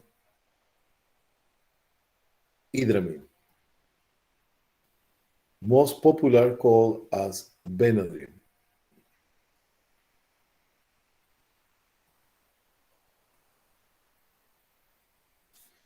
You okay with that? Yeah. What Yes. are you reading here? Are you reading this? Yep. All right. So Yes. remember, Benadryl, be dry. You got it? Yeah, got it. Yes, that's an Yeah. easy way to remember it. Yes, and yeah, exactly. It's the way to remember that the antihistaminics can lead into anticholinergic effect and produce the dryness. Okay, all right. So we have another second generation. Second generation pharmacokinetic, pharmacodynamics means better absorption, better distribution, better metabolism, better easy excretion, and the pharmacodynamics, less dose, less often, and less side effects. So these loratadine, claritine, ceritizine are going to have less side effects, less drowsiness. Still, some patients have some drowsiness, but it's going to be much less than the first generation. Okay? Antitussive, I'm going to add one more. Antitussive is the dextromethorphan. That is the dextromethorphan. Here we have the dextromethorphan. The dextromethorphan is antitussive. Where they're going to act, they act at the level of the medulla oblongata. Then we have another one. They have a similar mechanism that is the benzonatate. Is the testosterone. Is the testosterone. So benzonatate. All right. So that is the 2 antitussive that you need to remember. All right. So the expectorant is the potassium iodine and the guaifenesin. The mucolytic will be the acetylcysteine. Antitussive will be the dextromethorphan and the benzonatate. So here we have some examples of the guaifenesin that is for as expectorant, correct? Acetylcysteine is going to be as mucolytic.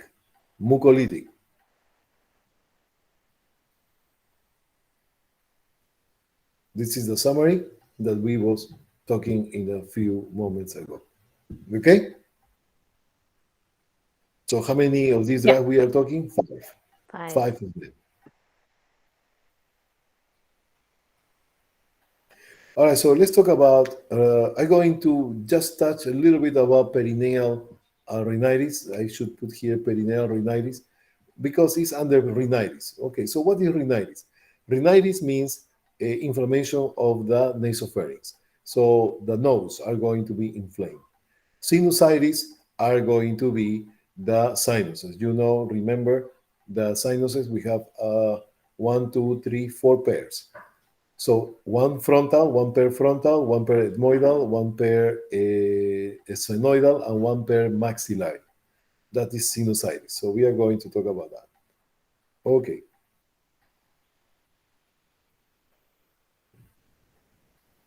All right, so this is what we call going back, the atopic disease. Atopic disease basically is a superficial part of your body are going to be affected.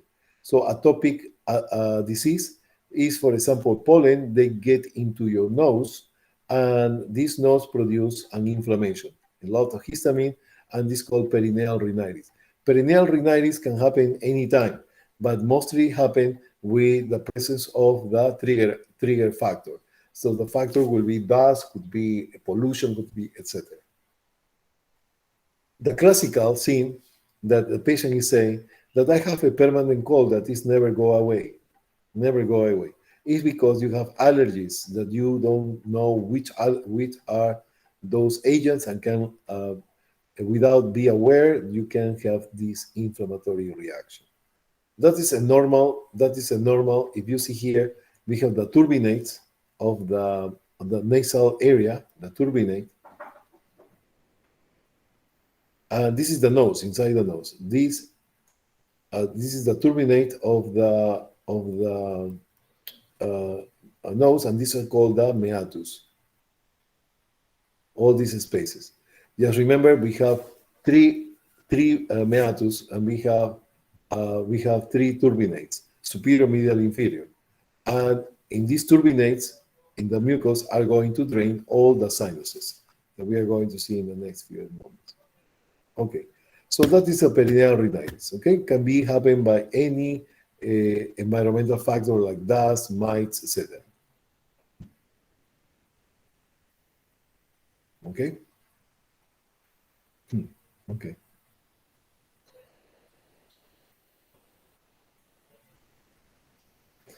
Perineal rhinitis, as you can expect, produce a lot of histamine. Question for the exam. Perineal rhinitis. Perineal rhinitis means that there is a factor in the environment that are going to trigger out these allergic reactions. Okay, so that is what is the importance of the sneezing. The sneeze is something that we want, because with the force of air that you're blowing out, they're going to basically try to get rid of the dust that is actually in the tissue.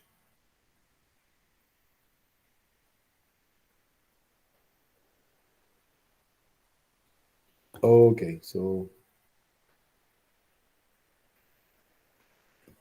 all right, so what is doing the immunotherapy? The immunotherapy, what they're going to do is that they're going to decrease the inflammation. It's going to decrease inflammation. How? All right, so for this, I want you to remember about the lymphocytes B. The lymphocytes B are going to be the B memory cells, and the other one are going to be the plasmatic cells.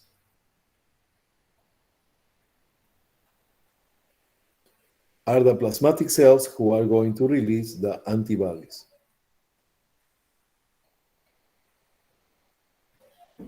Or the or called the immunoglobulins.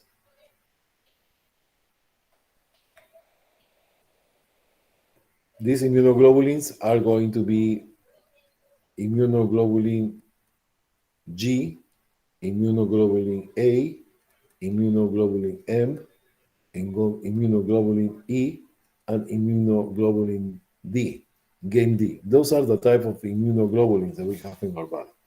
So the one who, these are marked for destruction, and the one who is marked for destruction during the allergies are going to be the immunoglobulin E, the immunoglobulin E. So what is doing the omalizumab are going to block the production of immunoglobulin E. And that is basically what is going to decrease the inflammation on the patient. All right, so we have the rhinitis medicamentosa. Talking about rhinitis medicamentosa is called the rebound rhinitis. So please be careful with that. Is the rebound rhinitis or chemical rhinitis. Is basically a secondary congestion. Remember the picture I was showing you? This is normal. Look at this normal. It's a picture inside the nose. And when you have inflammation on the nose, look at that. All the cardinal signs of inflammation, right? Okay. So now, for this, I want just to go over, let me see here. All right. So I need to add one picture here. Just a moment.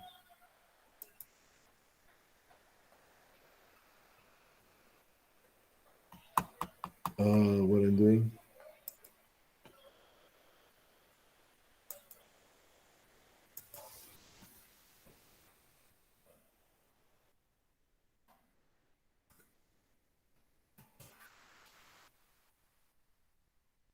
Somebody's familiar with this medication? No, I've never heard of it.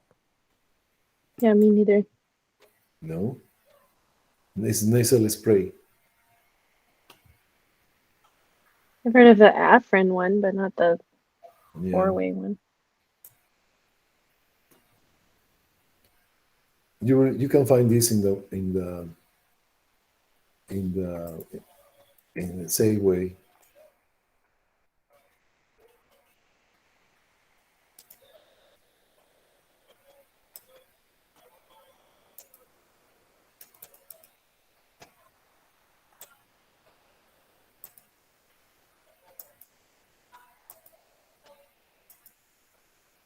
Okay, so the rhinitis medicamentosa. I'm sorry, it's not showing here very well. This is the name here. The name is the phenylephrine. Why I make mistakes on it? Phenylephrine.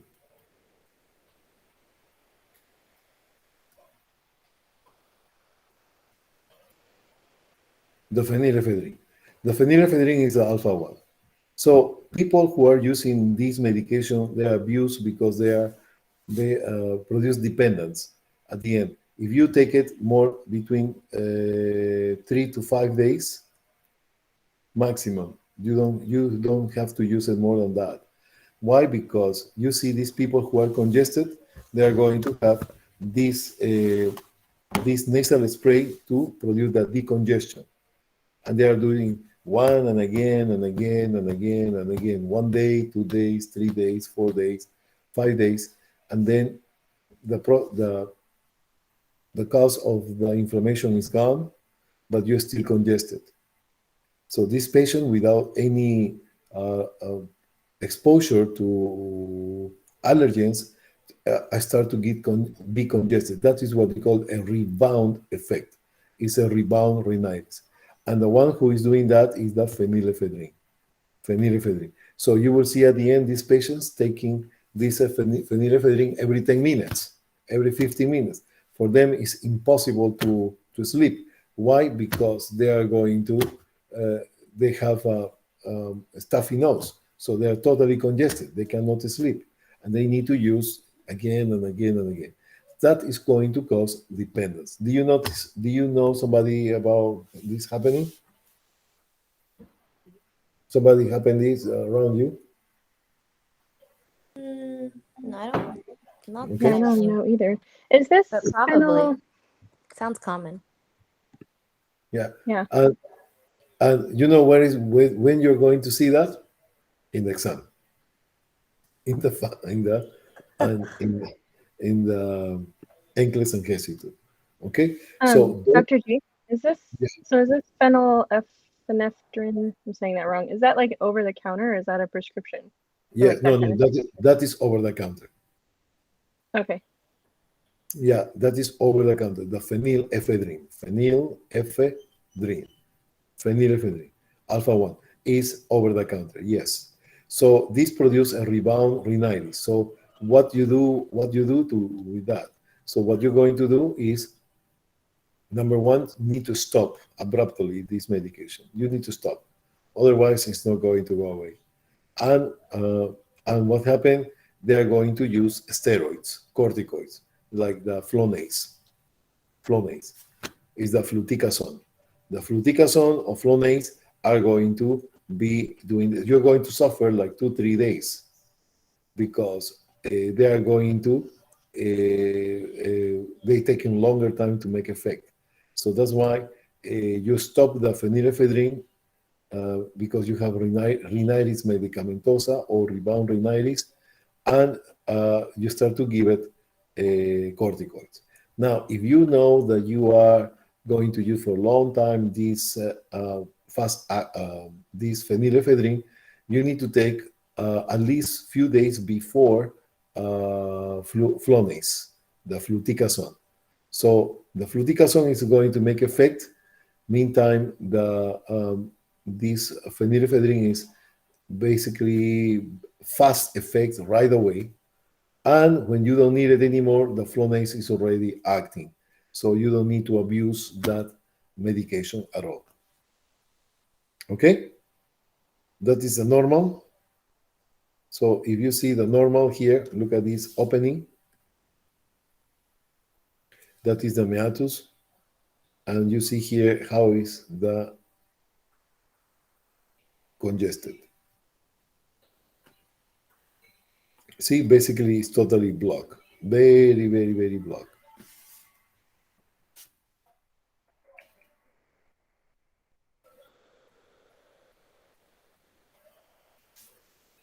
All right, so nasal rhinitis medicamentosa, I do a highlight with this. Why? Because it's very common to see in the exams. That's why. Nasal congestion without rhinorrhea, or sneezing that is triggered using topical vasoconstrictors like the phenylephrine, that is going to be used between 3 to 5 days. So you don't use more than 5 days this medication because you're going to have dependence on the medication. Okay? All right. So what we need to do is to basically prevention, right? So these congestion nodes are going to be an allergic reaction. All right, so you have a pollen, you have dust, and you start to be congested, right? So this is going to be a very fast relief, but don't use it more than 5 days. So the best way to do is to prevent taking antihistaminics to anticipate the exposure to the dust or allergens. Okay. Okay. We have chronic nasal congestion that can happen with rhinitis medicamentosa. We have complications. I put it in red because you need to know, first of all, what is the turbinate? Turbinate, if you remember, if you see a frontal cut, the ethmoidal bone that is on the portion behind of the nose are going to be like this.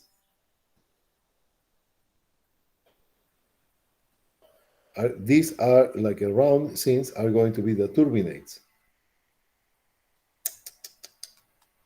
Are going to be the turbinates. Turbinates.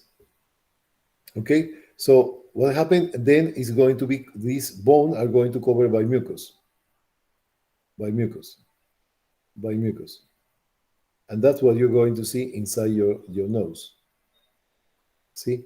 These actually bulging areas are these bulging areas inside of the mucus covering the ethmoidal bone. And these spaces in between here are going to be the meatus. So when you have a long period of time of rhinitis medicamentosa, you can have an hyperplasia of the mucus.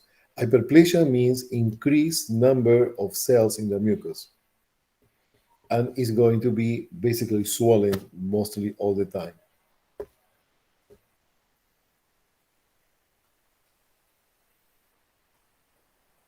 Okay, where I am. Use intranasal corticoid 1 week before discontinue the decongestant in order to prevent the dependency of the medication. All right, so here we have mometasone. Just to make an introduction, this is a corticoid. Triamcinolone, that is a corticoid. Fluticasone is a corticoid, or called glucocorticoid. So all these are glucocorticoids, steroids, cortisol, corticosteroids, corticoids, whatever you want is the same.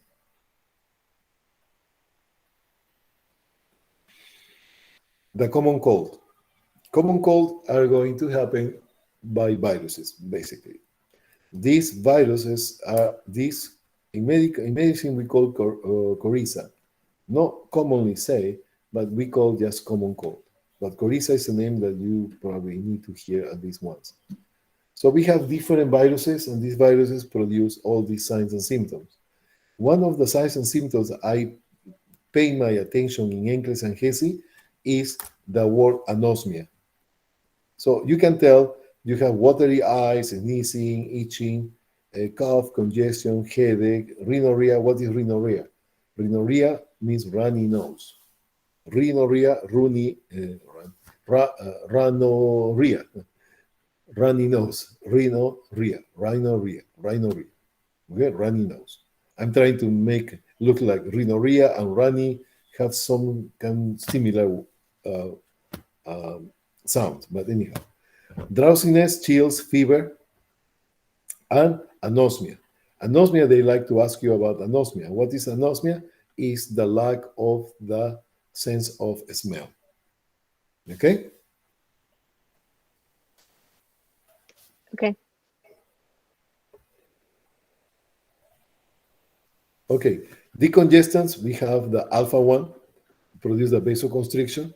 Are more effective agents can cause systemic effect, hypertension, arrhythmias. So be careful with elderly people especially.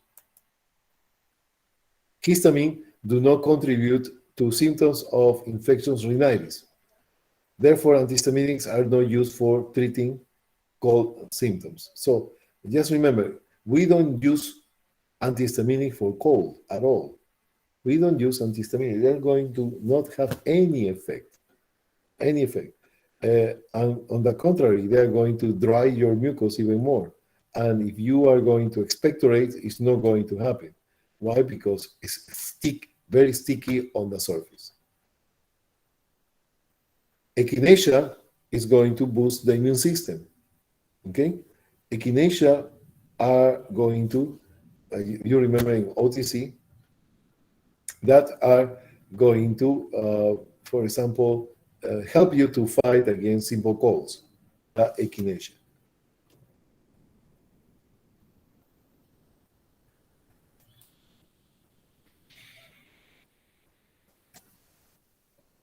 Complications of the virus, you're going to have sinusitis. You have an inflammation, they're going, the sinuses are going to show you the sinuses. Look at this, sinusitis. So here we have the frontal sinus, here we have the sphenoidal sinus, ethmoidal sinus. We have here the maxillary sinus. If you see here, we have a cold, a simple cold, they're going to get to your nose, and these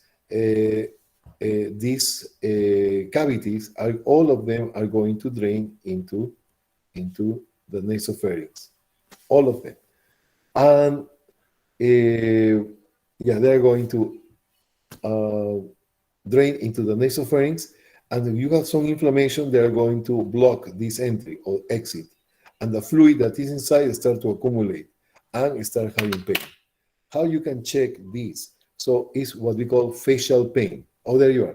Facial pain, facial pain, facial pain. Oh, my face is painful. Okay, facial pain. And the facial pain, you're going to assess like this. You need to know where are the frontal sinuses. You see here on the inner portion of your eyebrow superior, that is where you're going to see the frontal sinus, two frontal sinus. When you touch like this, the patient is going to trigger a lot of pain, a lot of pain. There's a lot of tension there. Then, when you, actually it's the most common. The second most common are the maxillary sinuses.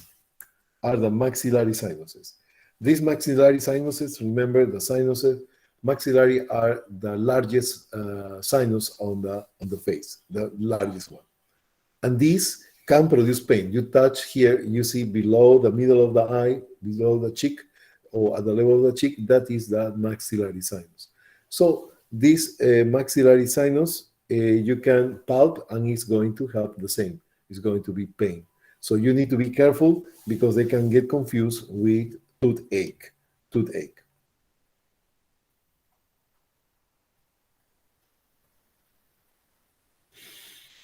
Okay, otitis media. Otitis media is the most common ear infection. Why is that? Because anatomical consideration. What is the anatomical consideration? Is the eustachian tube. The eustachian tube are going to communicate the middle ear with the throat, especially at the level of the nasopharynx. Yes, nasopharynx. They are going to drain there. So you have inflammation. They are going to basically the bacteria, the virus start to climb through the eustachian tube, and they reach the middle ear. So that's why the middle ear infections are the most common, especially in kids.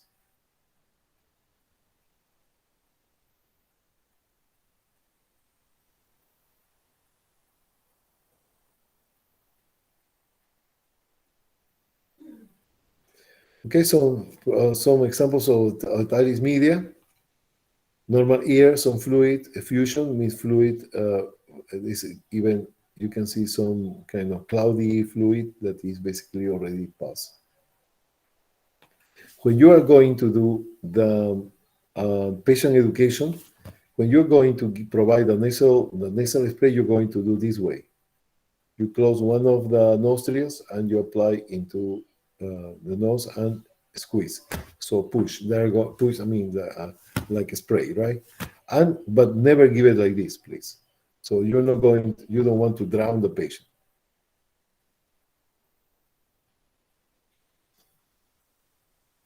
Okay, so what time is it, please?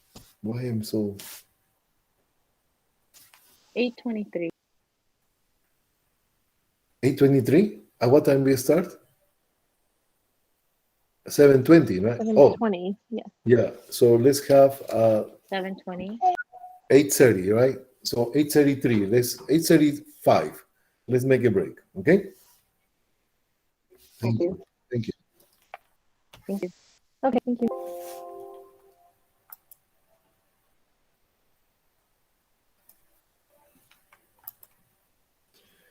How's the class so far? Who's there? Joanna. Very too much information for now. Too much information. It can be more. Oh yeah. But you enjoy it? You cannot tell me no, right? And what is it, Dr. G? Are you enjoying the class? Oh yes. I always enjoy your class, Dr. G. Okay, you cannot tell me no, right? You cannot. I can tell you now. Okay, all right. I will see you at 8:35, right? Thank you, Dr. G. Thank you.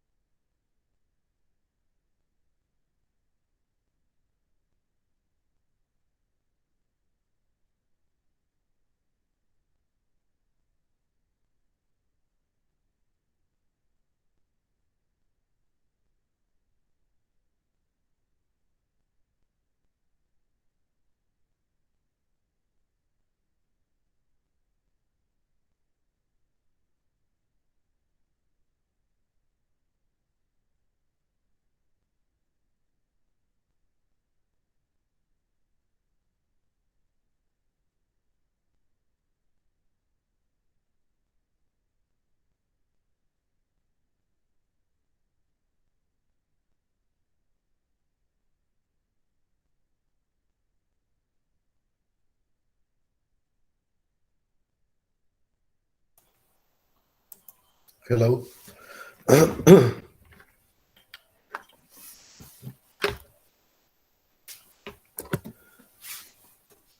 One more minute.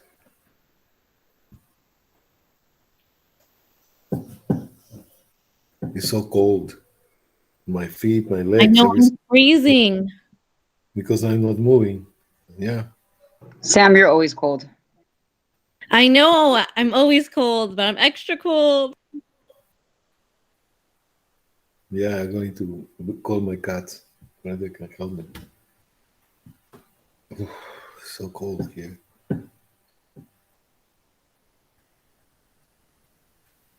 And we always fight with my, not fight with my wife, but when I'm recording, right? No, no, no, no. Because the heater. Do you turn on the heater, Dr. G? I was gonna ask you that because No, I have to sleep no, with the heater on. no, no. I have like 5 blankets. I know, me too. Look, I have a coat, I have my robe here, I have my blankets here. I have like 10 blankets on right now. Yeah. And plus my cats too. My cats, they cover me too sometimes. I need Okay. to borrow one of your cats, one of yours or Courtney's cats, to spend the Banusha. night and keep me No. warm. Oh. Yeah, will be. They will love it. They will love it. They're very, very nice cats. Very educated cats. No, I don't know. Okay, Courtney, where's your cat? Oh, somewhere. Okay, there you are. Okay, waiting for you to sleep, I guess. Yeah? Very good. All right, so let's continue.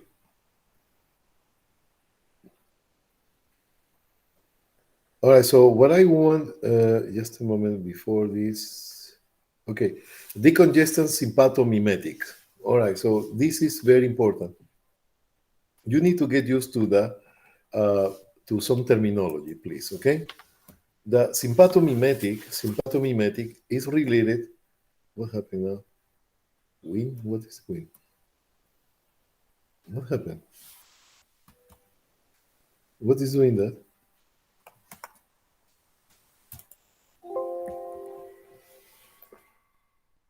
I'm going to start over.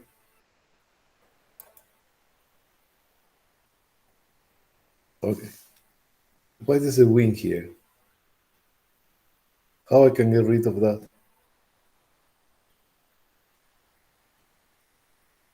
What's a win? Win. Do you see that? Oh,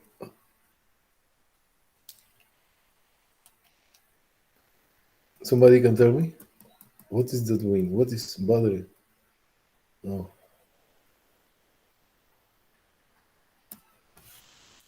Oh my God, I'm Did you wasting push a time. button, something? Did you push a button or something, Dr. G? I don't know. It's just I'm going to disconnect it and connect it. Okay. Let's see that it's going away. No.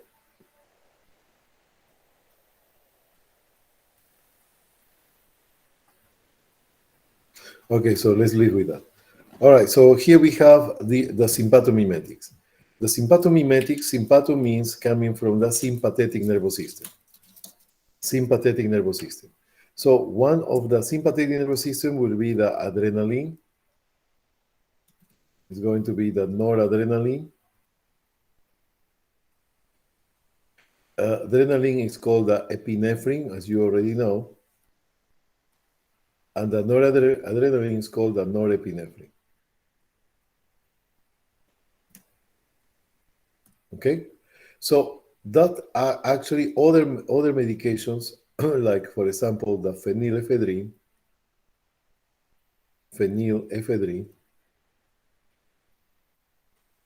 the phenylephrine, we are going to have that they are actually called sympathomimetic. Sympathomimetic. So sympathomimetic means that they have similar effect or same effect as the catecholamines, the adrenaline and the noradrenaline. So sympathomimetics, basically, when you are going to talk, is about alpha 1s. Alpha 1s, okay?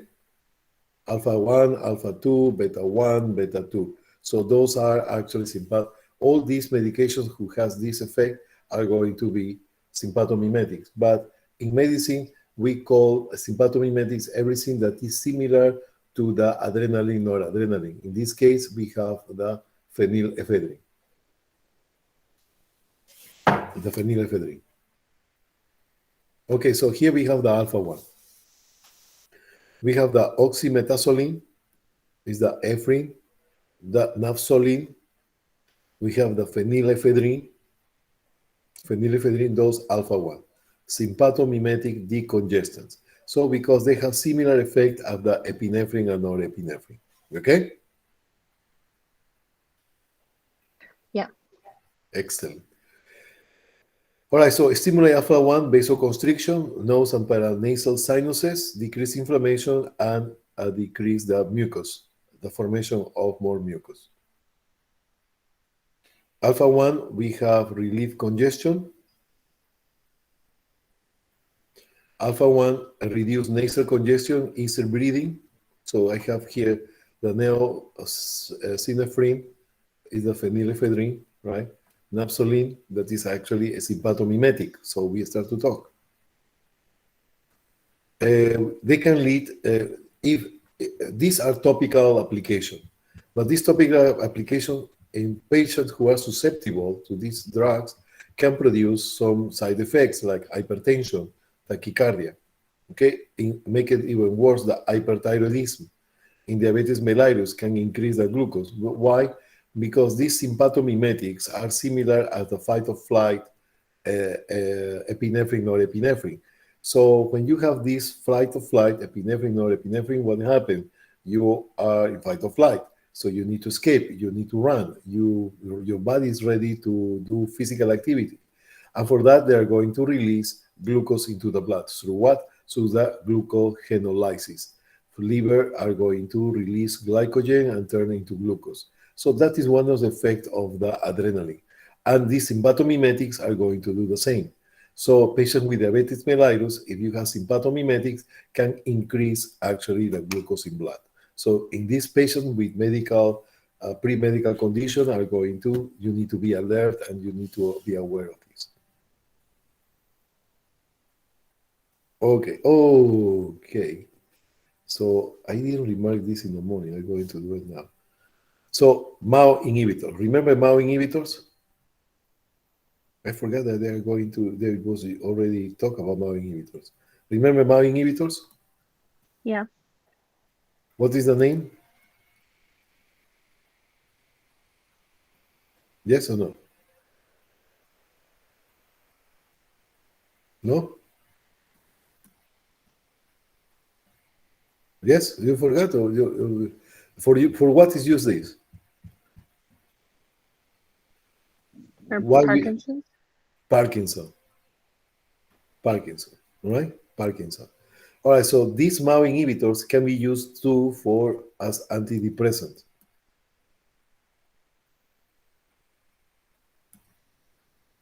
Okay? You remember the MAO inhibitors, if you combine with tyramine are going to produce hypertension, hypertensive crisis, right? Remember? Yeah. So we need to be careful with this. If you're taking MAO inhibitors and you're taking this medication that can produce hypertension and actually can make it even worse. So you need to be careful with that, okay? Okay. Very good. All right, so what they need to be reported immediately are going to be, if you have this sympathomimetics, you become nervous, plus palpitation, plus tremors, plus tachycardia, and anxiety are going to, basically, you need to stop the medication right away. Stop the medication right away. Don't continue that, because that is already a systemic effect. Systemic effect. All right, so there is a term that I want you to go familiar with, is the pseudoephedrine. Pseudoephedrine was more popular in the past. Now it's been banned from the market. It's not in United States anymore. You're still finding in Canada. Okay, so the pseudoephedrine was easier to produce, cheaper, and was lasting longer. If you see here, ephedrine, similar effect, that's a sympathomimetic. But so they changed pseudoephedrine to the phenylephrine. And why is not pseudoephedrine anymore in the market? Because everybody was congested. So what does it mean? That this was bought by people to produce the methamphetamines. Methamphetamines. So that's why the shelf was empty, and that's why they was banned. It was removed from the market. So in the United States, you will not find the pseudoephedrine anymore. Okay.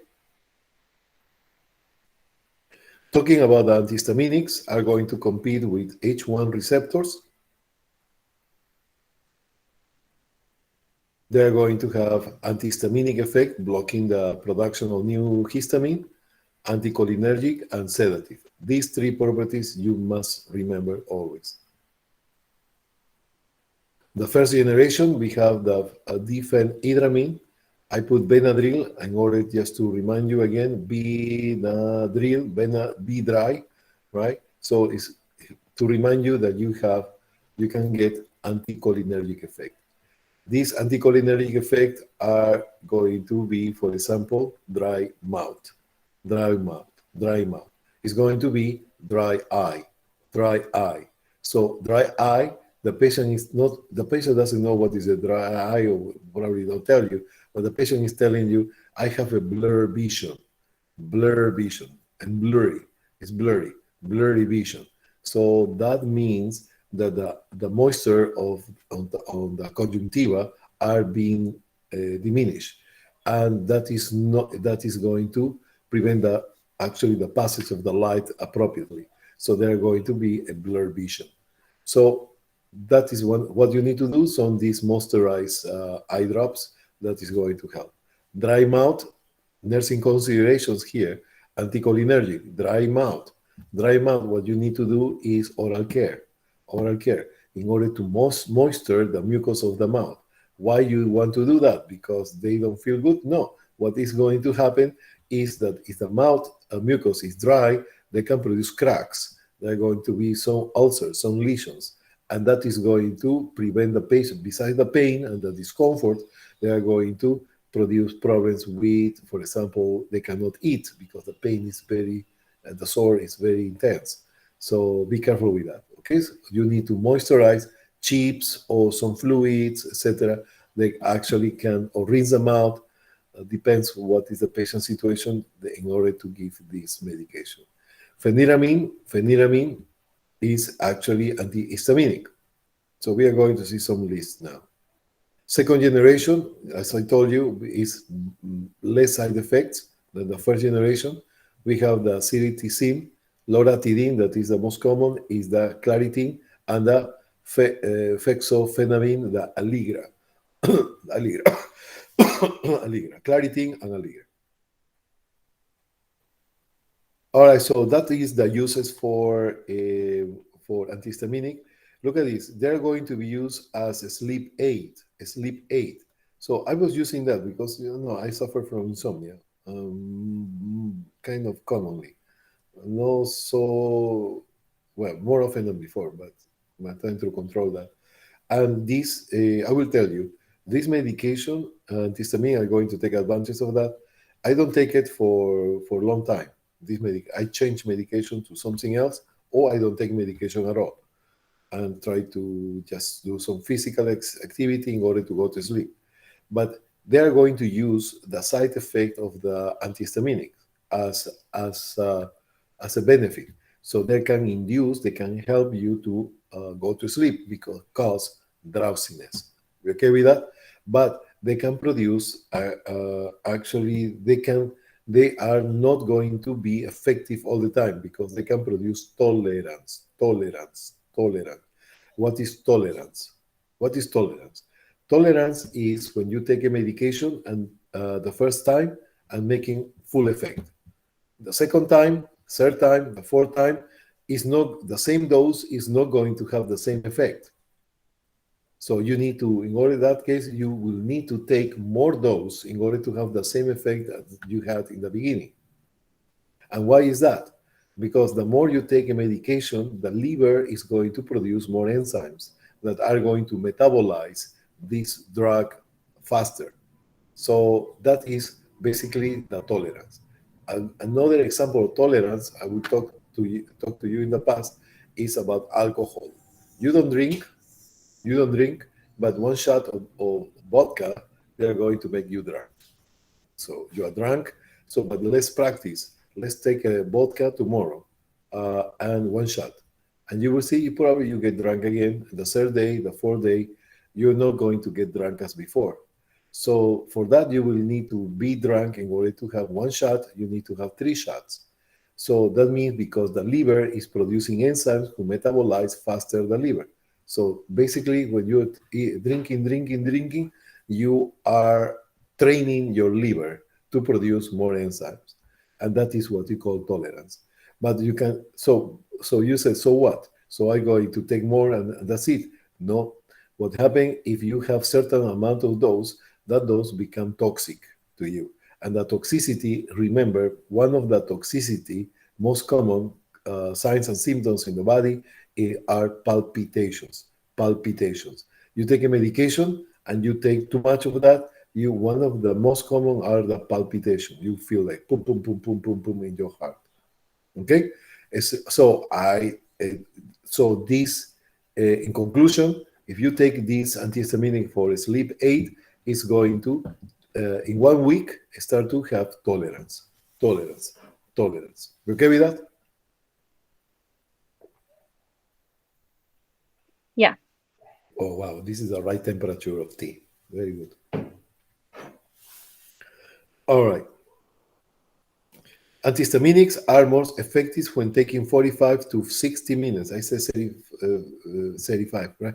So 45 to 60 minutes, just keep that in mind, before anticipated exposure to allergen. So how long is taking to Sonoma? 2 hours, right? 2 hours about, right? From here to San Mateo. And that is basically you can take in the middle of the way, or 1 hour before, that's perfect, or before you travel to that area. So that is going to protect you to produce histamine. The histamine, that's why it's going to be more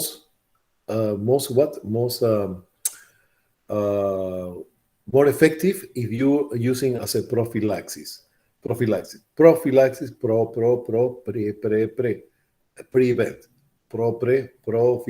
preventing. Antihistaminics can develop tolerance, as we already mentioned. Antihistaminic will not stop nasal congestion. Okay, so that is a very common mistake. If you have congestion, basically antihistaminics is not going to do anything at all. Not at all. Okay, so antihistaminics basically is going to, you can treat allergies that is on the way, right? But it's going to take a while to make effect, as we mentioned, you mentioned before. And all right, so antihistaminic, drowsiness, sedative effect, drying effects, okay, cognitive impairment. So that means you become drowsy, right? So you cannot be as crispy response for everything you have around. All right, so first generation are not more effective than second generation. Oral antihistaminics are not effective when given on a PRN basis, PRN. So I have allergy. Okay, so PRN. It's not like a Tylenol. It's not like a ibuprofen that is taking and the pain is gone. No, the antihistaminic you need basically is preventive. If you have allergy already, the histamine is running already in your body.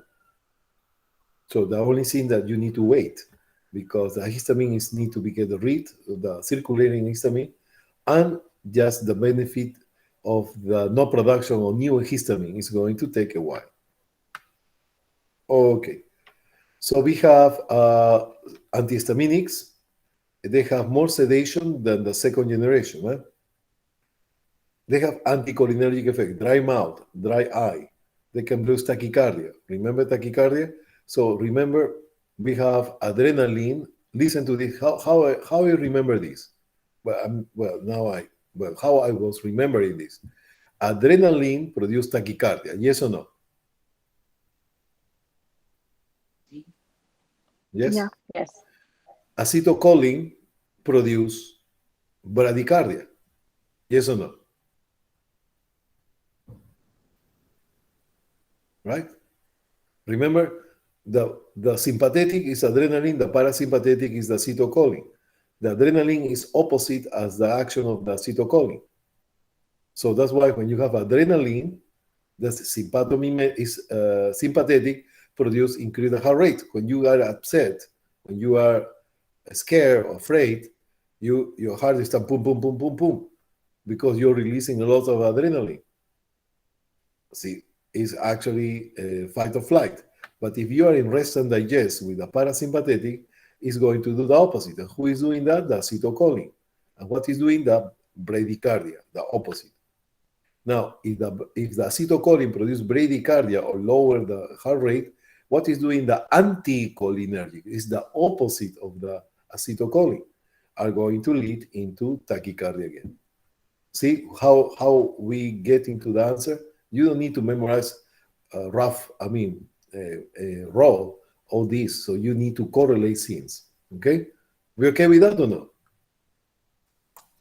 Yeah. Yep. Okay. Okay. All right. So let's see. First generation, we have brompheniramine, INE, phenyramine, INE, diphenhydramine, INE. So what they like to ask you is basically this, the Benadryl. So other names of the second generation, INE, INE, INE, INE, INE, Allegra, Claritin, Clarinet, Certec are the most common. We have Cereticin, Desloratidine, Loratidine. Clarinex is common too. Olopatidine, I didn't hear any soda, and Allegra is very common too. Fixofenadine. So in those anti are going to be antihistaminics. Okay, so for example, nursing diagnosis with antihistaminics will be impaired oral mucous membranes. So that is a nursing diagnosis. It's the effect of the drug related to dry mouth, nose, and throat. So you need to have some wash with saline solution, make some moisturize the mouth, some eye drops, right? So that can actually prevent the dryness on the eye drops. Risk for injury, another nursing diagnosis. Why? Because you need to know that this medication produces drowsiness, so they have risk for injury. Simple, right? Yeah. Okay, excellent. So let's go to anti-inflammatory. All right, so I'm going to go over here. I'm going to see if I can do some summary because it's more than 100 slides still, and we have 9 o'clock. At what time we come back? Okay. Okay. Okay. Oh, we need to talk about. Okay. It's bothering me. This dot. What is in the wing?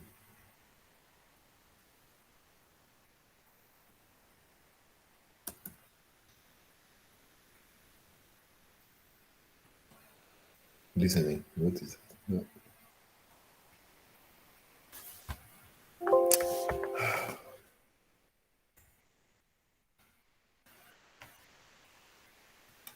Okay.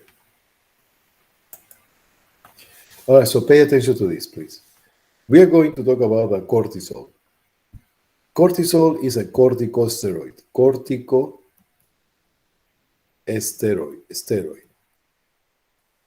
It's the same to say that corticoid, because you remember the table of 10? These are steroids. Okay, you want to remember the table of 10? This is very important for this class. Huh? The table of 10, I'm going to do very fast. Number one is the table of 10 of cortisol. Cortisol is one of the, it's like you said, NSAIDs. You have ibuprofen, you have ibuprofen, you have ibuprofen, naproxen, meloxicam, ketorolac, all these are NSAIDs. All of them are NSAIDs, right? So aspirin is an NSAIDs too. So you said like NSAIDs is like called steroid, and it can be called glucocorticoid. It can all corticosteroid is an steroid. Glucocorticoid is steroid. So all are the same. So you need to remember that cortisol is like the aspirin of the corticosteroids, because it's like potency 1. Other steroids are going to be potency 5, potency 10, potency 25, 50, etc. So just remember that. Cortisol, we have, are going to be the stress hormone. Second, it makes you awake. Third, increase the glucose in blood.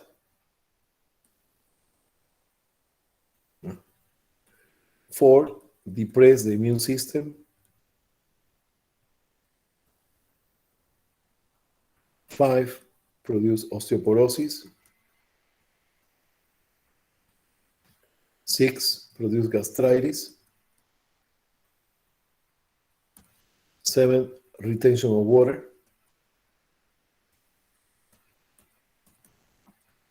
8, produce lipolysis.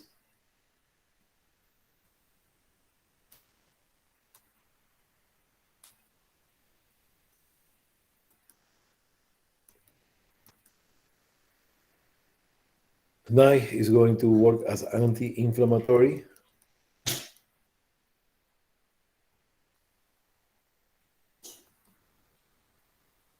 And 10, mood, irritability. So you become irritable. So when we are talking about corticoids right now, you're going to know all these. So stress hormone, if you have too much, you give corticoids, actually you're going to be in a stress mode. You're going to be basically associated with mood irritability. It's going to make you awake. So that means that can cause insomnia. They can increase the glucose in blood. So you need to be careful with diabetes mellitus. You give corticoids, they can increase the glucose. So the dose of medication to control diabetes are going to be changing. Depress the immune system. This is very important. Depress the immune system basically are going to decrease number of circulating white cells. They are going to work like a numb, like a drunk. They don't know what to do. Immune system, very important. We are going to see that in the next few slides. Osteoporosis, decrease the bone density. Gastritis, they can produce gastric acid, increase gastric acid. Stress produce more gastric acid, right? Corticoids, injections, OPO, produce gastritis. Retention of water. Remember, we was talking retention of water because this is the adrenal gland, and the adrenal gland, here the cortex, we have production of cortisol, aldosterone, and sex hormones. So they are cousins. They are very close to each other. What is doing the aldosterone? Aldosterone is retention of water because retention of sodium, right? So, and the cortisol that is very close by is like a cousin. So they have similar activity. So that's why they produce retention of water. The sex hormones, the estrogens, for example, produce retention of water. You, in the mid-cycle, day 12, 14, a patient start to feel swollen because the clothes that you're using is not fit on you anymore. Why? Because you have high levels of estrogens in that time. Why? Having this swelling because estrogens is cousin of the aldosterone and the cortisol, and they have similar properties, and that is to retain water. Lipolysis is going to produce increase of triglycerides, is an anti-inflammatory, very potent anti-inflammatory, and the mood irritability. So these are and it's written in this class at the end. You will see that you have the list again of the table of 10. You must remember the table of 10, okay? Okay, thank you. Sure. Okay, so let's go to the corticoids. So corticoids, basically, when you are talking about inflammation and all that, the glucocorticoid is going to take action. When this glucocorticoid is going to take effect in about 4 hours, start to be having effect in about 4 hours to 24 hours. And that is going to take actually many days of treatment. It's not, basically we don't use the glucocorticoids unless it's some crisis of asthma are going to be taken for a long time. Okay, so for this, I want just you to remember that we have AM, we have PM, we have AM, and we have PM. I'm going to put that thing up. So here we have the levels of cortisol. The levels of cortisol. The levels of cortisol are going to be high in the morning, low at night, high in the morning, low at night. So that is what we call the circadian rhythm.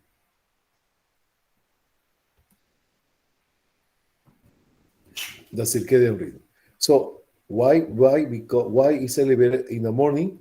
Why? Because we need glucose. So remember the cortisol are going to increase the glucose in blood. And that is basically in the morning because we need the glucose in the morning. We are going to increase the cortisol because we need to wake up. Right? At night, we don't need the cortisol as much in the morning. So they are going to basically go down. So that is going to allow you to sleep, etc. But if you are overstressed, your cortisol is going to be always high. That is going to lead in insomnia, for example. Okay? All right. So why explaining all this? So because we have the cortisol that is given to the patient for different reasons as anti-inflammatory, and they need to have one way to give the medication is to taper the medication, tapering. Now, tapering the medication means that you need to give a corticoid that is going to resemble the circadian rhythm. Why? Because if you have, and that is hard to explain, if you have corticoids at any time, let's put it at PM, you give a lot of corticoids here. So your cortisol are going to be high, right? So that is going to make you awake, etc., etc. So, but what happened? What happened is the hypothalamus, that is the one who knows everything, right? The hypothalamus is going to say, you know what? There is too much cortisol. So I'm not going to produce more cortisol. And when you, I will say in different way, oh my God, this is itchy, so crazy, sorry.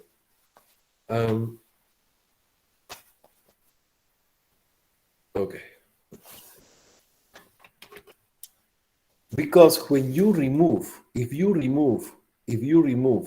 stop the corticoids, all of the sudden, do you think the hypothalamus is going to continue give this? No.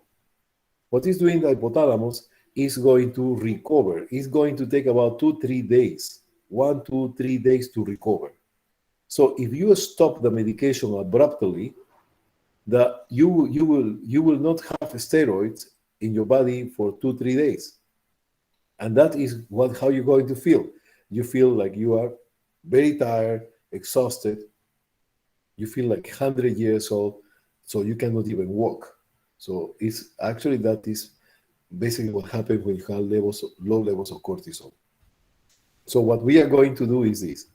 So for example, if you have 100 milligrams or 60 milligrams, let's make it 80 milligrams. 80 milligrams per day of prednisone. That is a cortisol. So what you're going to do is to give 2/3 of the medication. Let's make it 100 just to make it easy to 100. 100 is the dose per day, but you need to give in the morning. You need to give 2/3 of the medication, and at night you're going to give 1/3 of the medication. So the majority of the drug are going to be in the morning and the less at night. So why is that? Because you want to follow the circadian rhythm of your body. That is normal. Now, if at the next day you have 100 milligrams, the next day you're going to give 80 milligrams. And 80 milligrams you give 2/3 in the morning, 1/3 at night.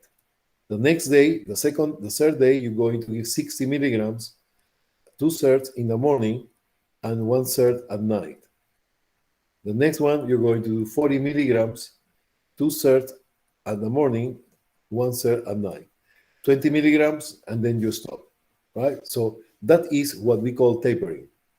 If you actually give this medication, 100 milligrams, the body is going to say, oh, you have too much cortisol. So the hypothalamus is not going to send orders to the pituitary gland and is not producing the ACTH. So there is no cortisol produced by the pituitary gland. All right, so then if you stop abruptly, the hypothalamus is not going to react immediately. It's going to take about 2 to 3 days in order to start releasing again the cortisol in normal levels. So that's why we need to taper this medication, the cortisol. We okay with that?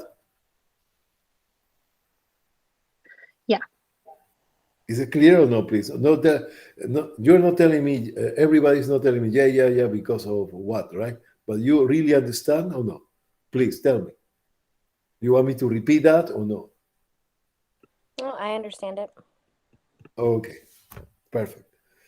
All right, so that, sorry? Can you repeat it, Dr. G? Repeat what? From what? From where? From where? From the last sentence that you just said. Sorry, for everything? You want me to repeat everything? Or what? No, Which from part? just the last part.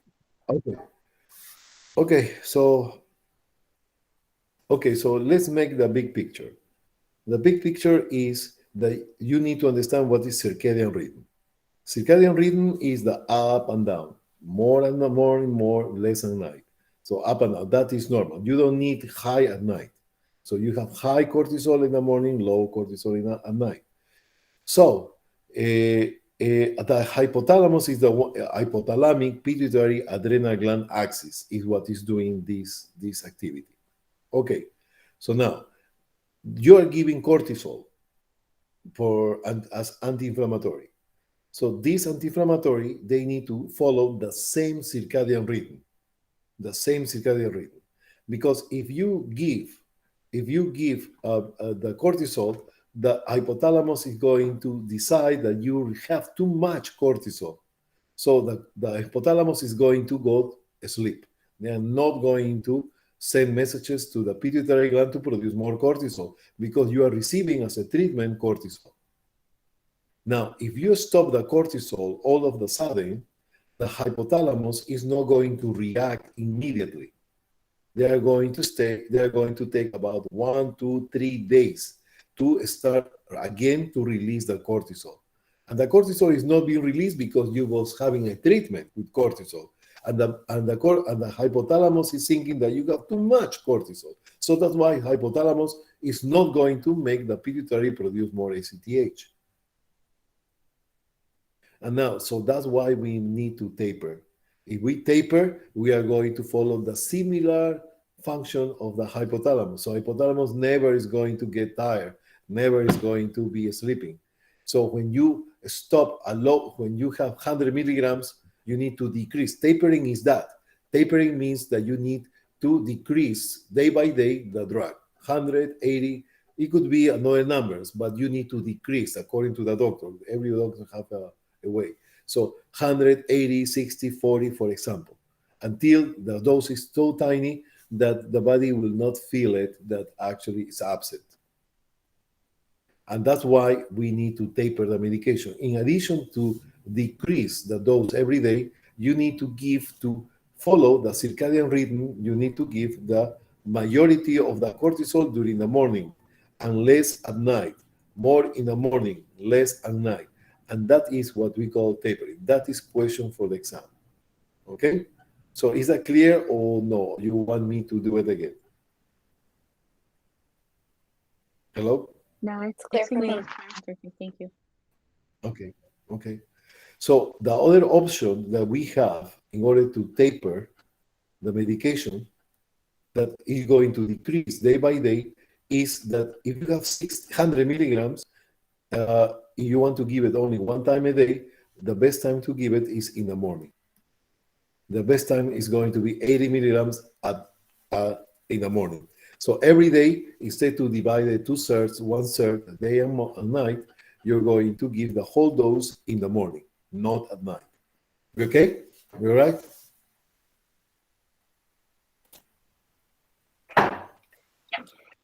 Okay. All right, so that is the effect of the corticoids. The corticoids, in addition, I want to tell you is this. The steroids are going to have an anti-inflammatory effect. And how is going to work this anti-inflammatory effect? This anti-inflammatory effect are going to be by cutting the prostaglandins. So if you remember, the prostaglandins are going to have for pain, for inflammation, for clot, and for mucus, right?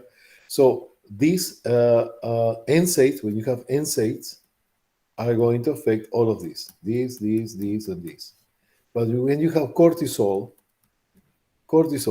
what is going to be affect is just the inflammation. Oh, okay, now it's working nice. So the inflammation, that is how the cortisol is going to work. It's going to cut the local messenger for inflammation at the level of the prostaglandins. We okay with that?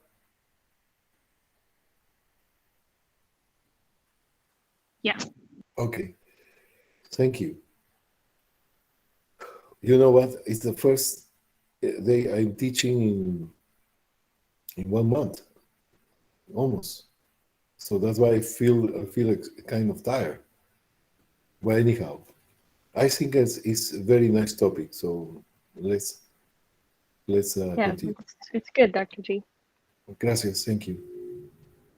All right. So here we have for patients who do not respond to antihistaminic, you're going to use sympathomimetic agents. So the antihistaminic is an inflammatory. And the main effect that produces the histamine as inflammation is the vasodilation. So that's why we are going to use sympathomimetics. Sympathomimetics produce the vasoconstriction. Okay? So please, I don't want you to get confused. The corticoids, steroids are not sympathomimetics. Sympathomimetics are everything that is similar to adrenaline, noradrenaline, naphthalene, oxymetazoline, and the phenylephrine. So those are sympathomimetics. So nothing to do with the corticoids, okay? All right? So now, when you are using corticoids, especially nasal corticoids, one of the side effects is nasal burning. Nasal burning. So I'm going to mention what in English they want you to know, right? So nasal burning. So that is patient prevention, patient education. So you don't apply the medication to a patient and without telling anything. You need to tell what is going to be the possible side effect in that moment. Otherwise, the patient is not going to trust you anymore, or they are going to complain, or probably thinking they are doing something wrong. So be careful with that. Irritation, as I mentioned before, is inflammation in simple words. So irritation is basically almost colloquial, a little bit medical term, but it's in between.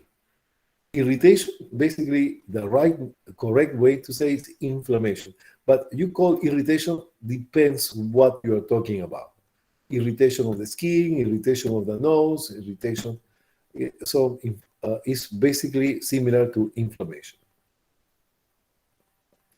Corticoids are prescribed when there is no response to antihistaminics and sympathomimetics.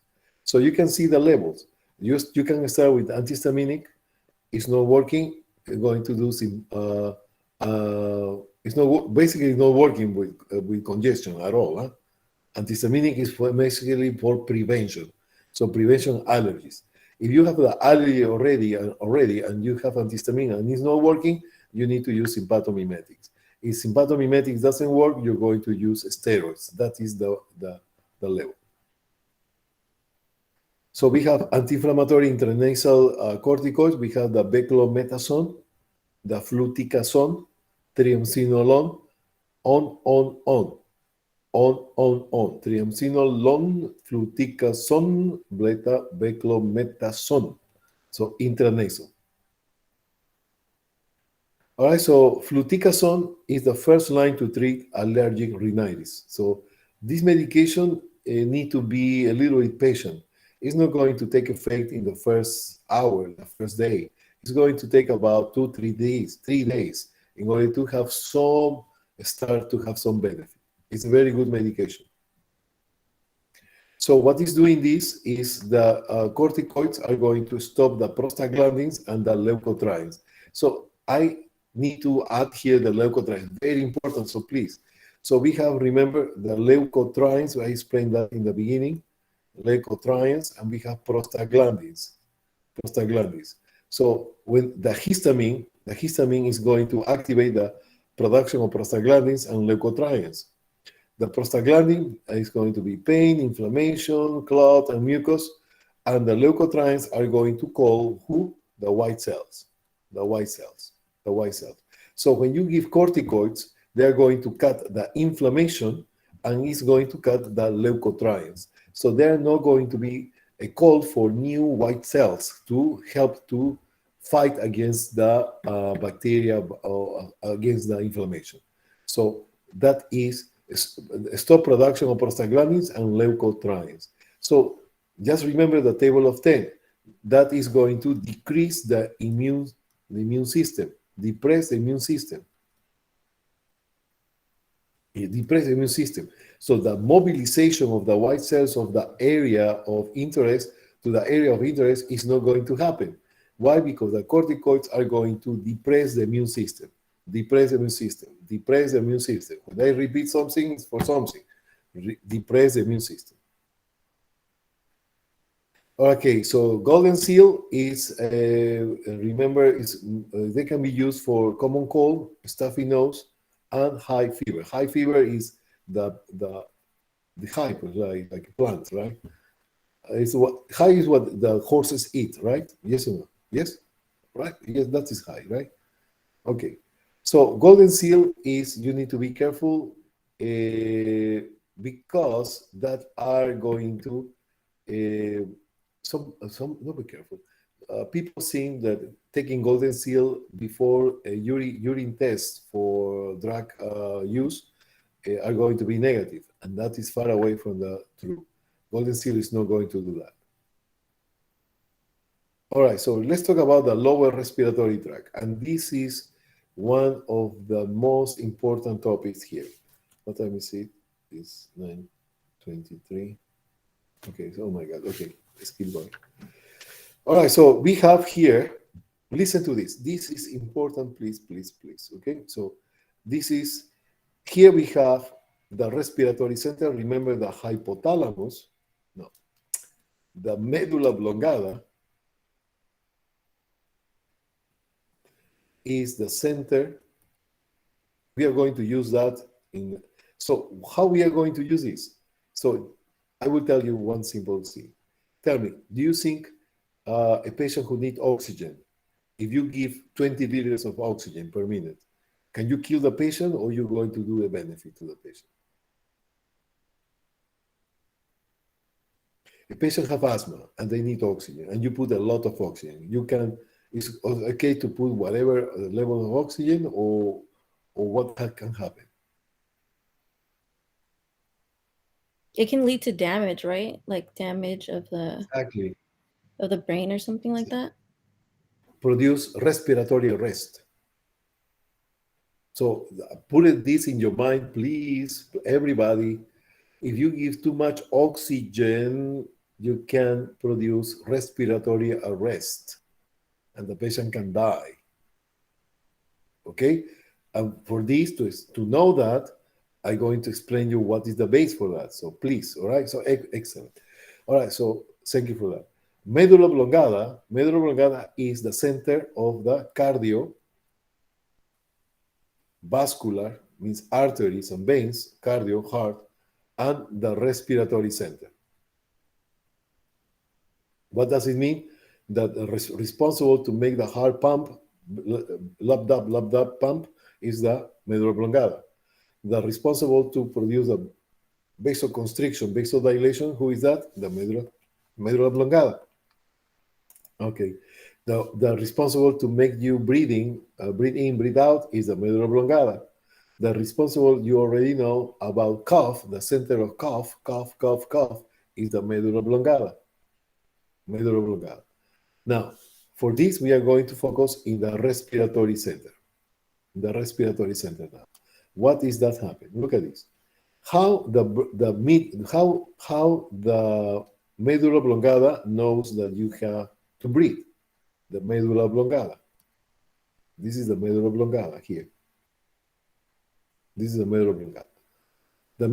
This is going to be in the pons too, but mostly are going to be in the medulla oblongada here. Okay. In the medulla oblongada, actually, how they know that you need to breathe? Okay. So for this, we have in the aorta, this is the aorta, in the arch of the aorta, and here we have in this area the carotid artery, we have receptors. These are going to paint it, the receptors in blue, let's put it that way, blue here. Receptors, they have receptors in the aorta. These receptors are going to be in contact with the blood. And these receptors are called the baro. Baro means pressure. Chemical receptors. Baro, pressure, and chemoreceptor. Pressure and concentration of which chemical? The chemical is the carbon dioxide.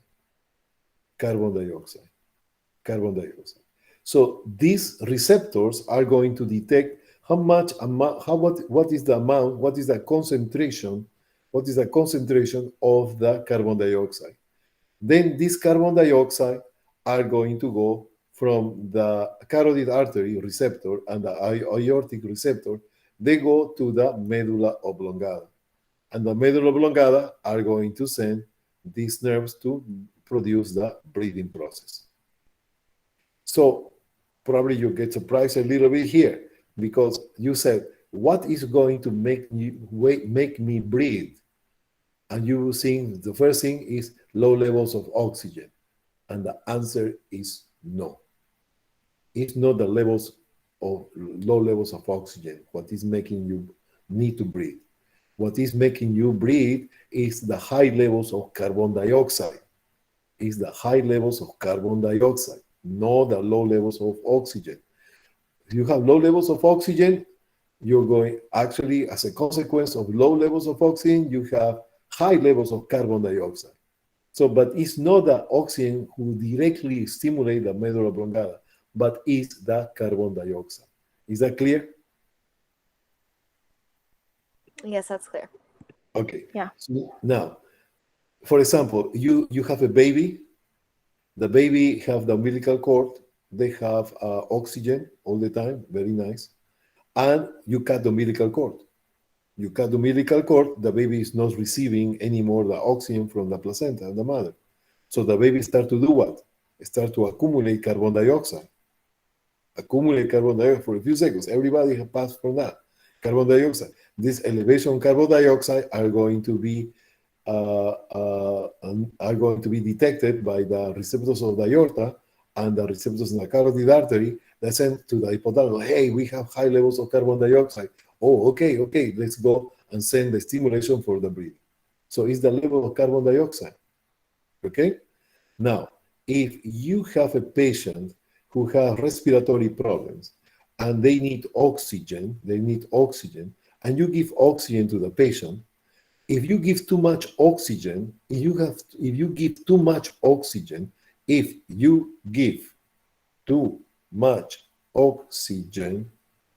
a lot of oxygen is going to sweep away the carbon dioxide. If you give too much oxygen, the carbon dioxide is going to be down. If the carbon dioxide goes down, there is no stimulation of the medulla oblongata. So little carbon dioxide that the patient enter into respiratory arrest. You okay with that? Yeah. Right. So we always need some then. Always need a certain amount of carbon dioxide then. Exactly. We need always a certain amount of carbon dioxide. Okay. Now, for example, what we use is to do a cannula. The cannula is going to be 1 to 3 liters.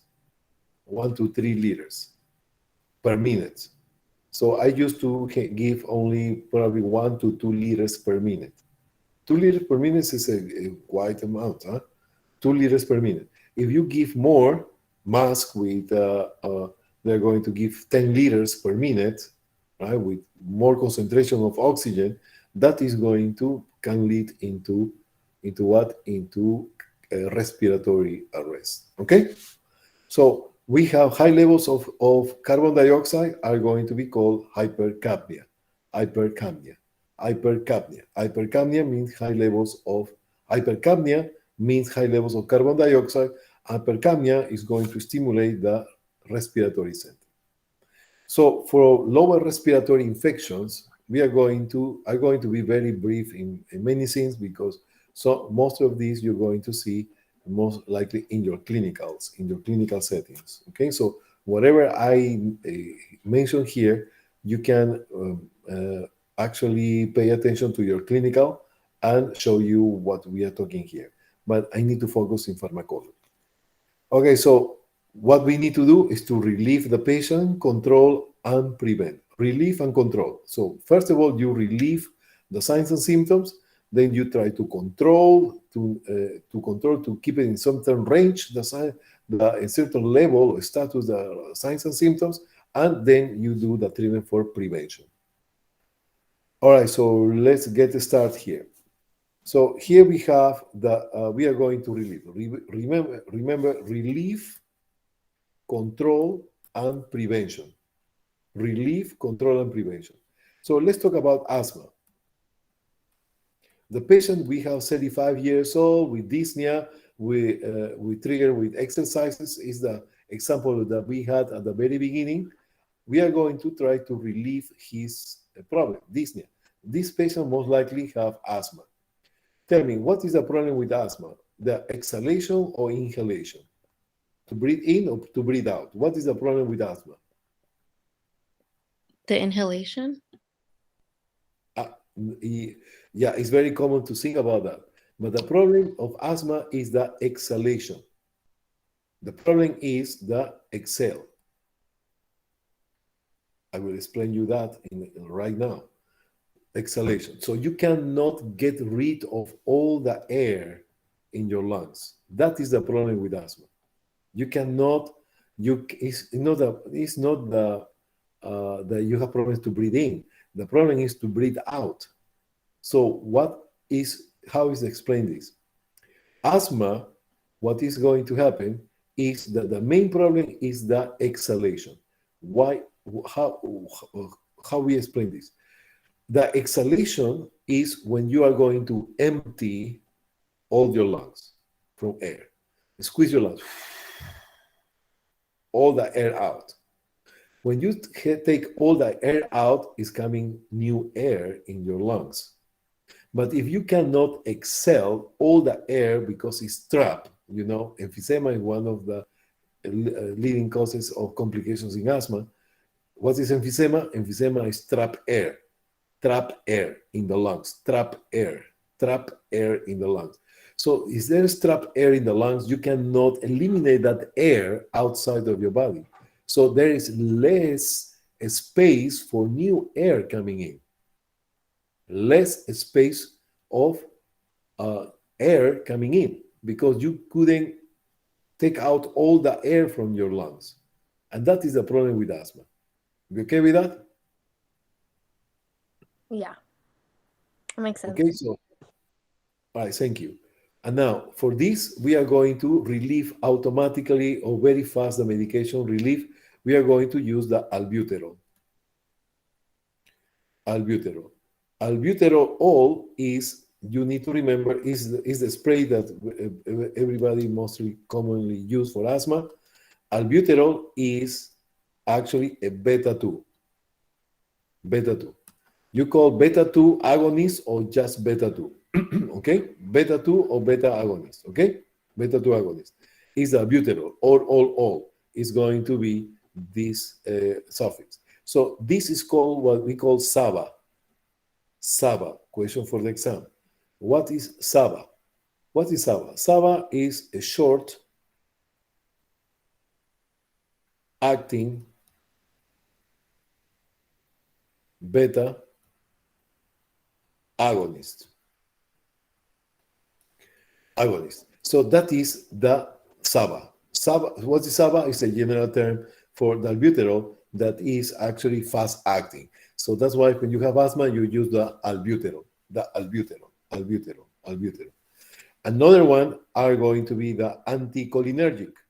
Anticholinergic is the hypotropium. You need to remember, unfortunately, this name is not so nice, but that is basically anticholinergic. Always they like to ask you about this. Ipratropium. This is an anticholinergic. Remember, cholinergic, acetylcholine, giant cat, contraction of the muscle. So if you have anticholinergic, produce the relaxation of the muscle. So you need to remember like that. Cholinergic, how to remember? Cholinergic produce contraction. It's the ACH. ACH. I told you, when you go to the bathroom, you tell me ACH. Why you ACH? Because it's contracting the urinary bladder. That's why ACH, contracting the urinary bladder. And the urinary bladder is the muscle. I'm not talking about just the urinary bladder. I'm talking about the muscle. So we have this ACH, acetylcholine, produce everything wet because it's contracting the urinary bladder, make you pee, make you poo, contracting of all the smooth muscle. So it's contracting the ACH, the anti-ACH is going to be the opposite. It's going to produce muscle relaxant. And you already know that the bronchi, the bronchial tree, the wall of the bronchi contain smooth muscle. So how is going to produce bronchoconstriction? How is going to produce bronchodilation? Because the bronchi have a smooth muscle in the wall. They have a smooth muscle in the wall.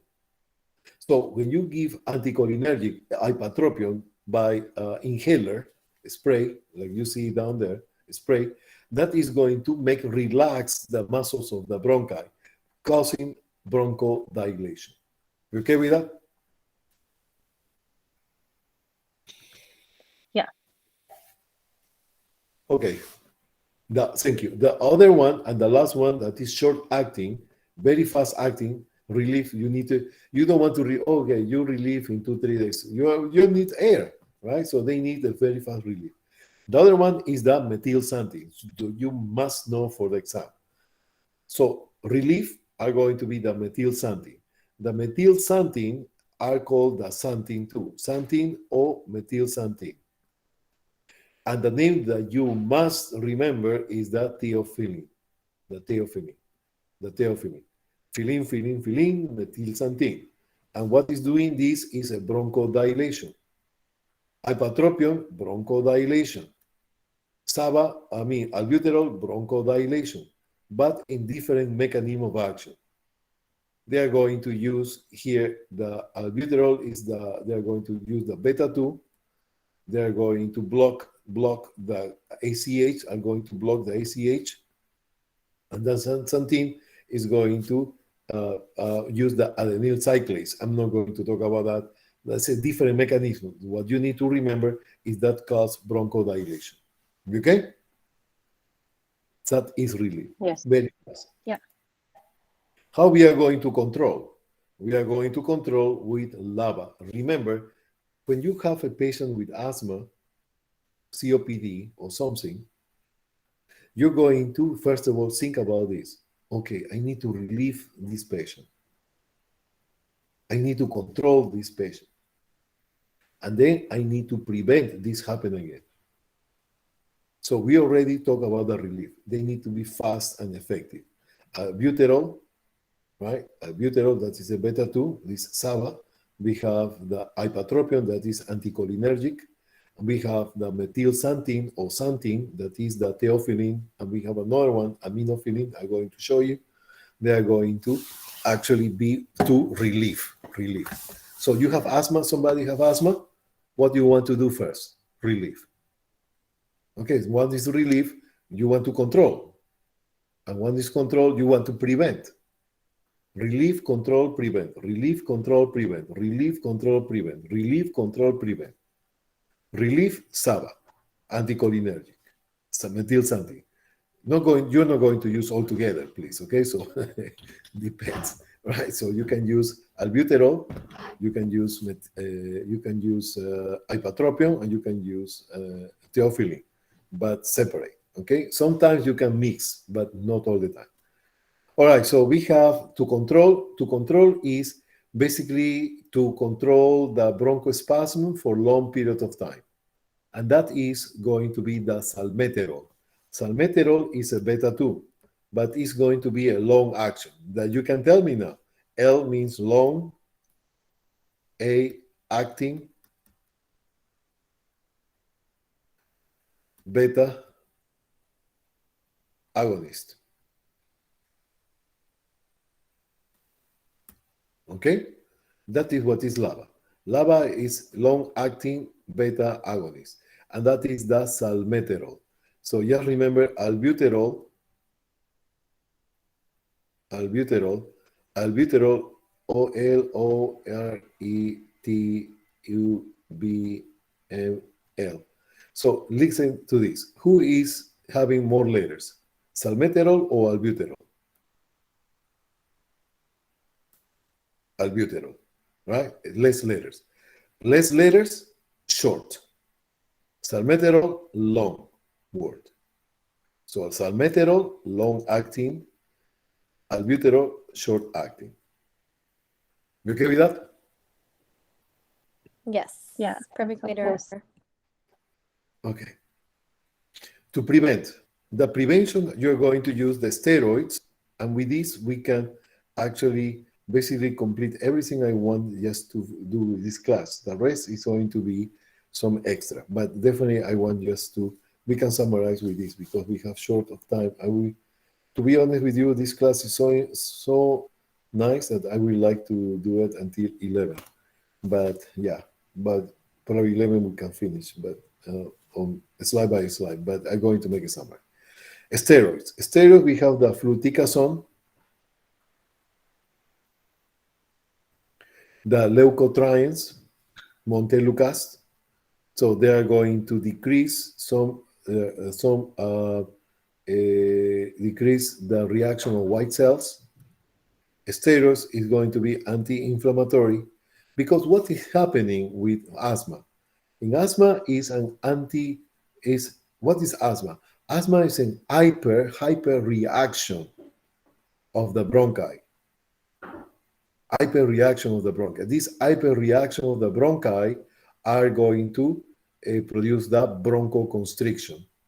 Who produces this hyperreaction?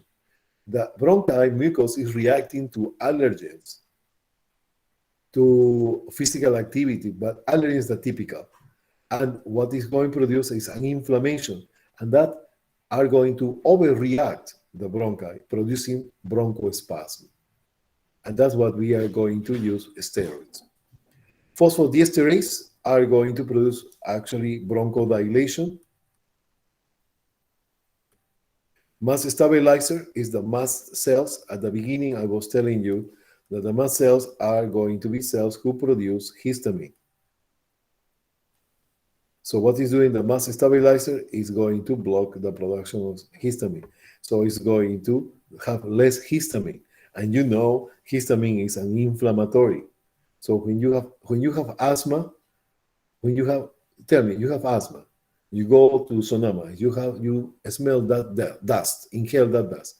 That produces an inflammation caused because the dust get into the respiratory tract, release histamine, and that trigger out the inflammation process.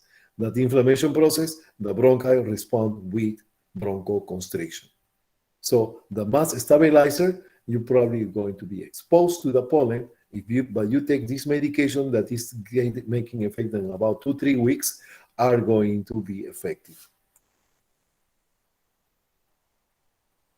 Okay.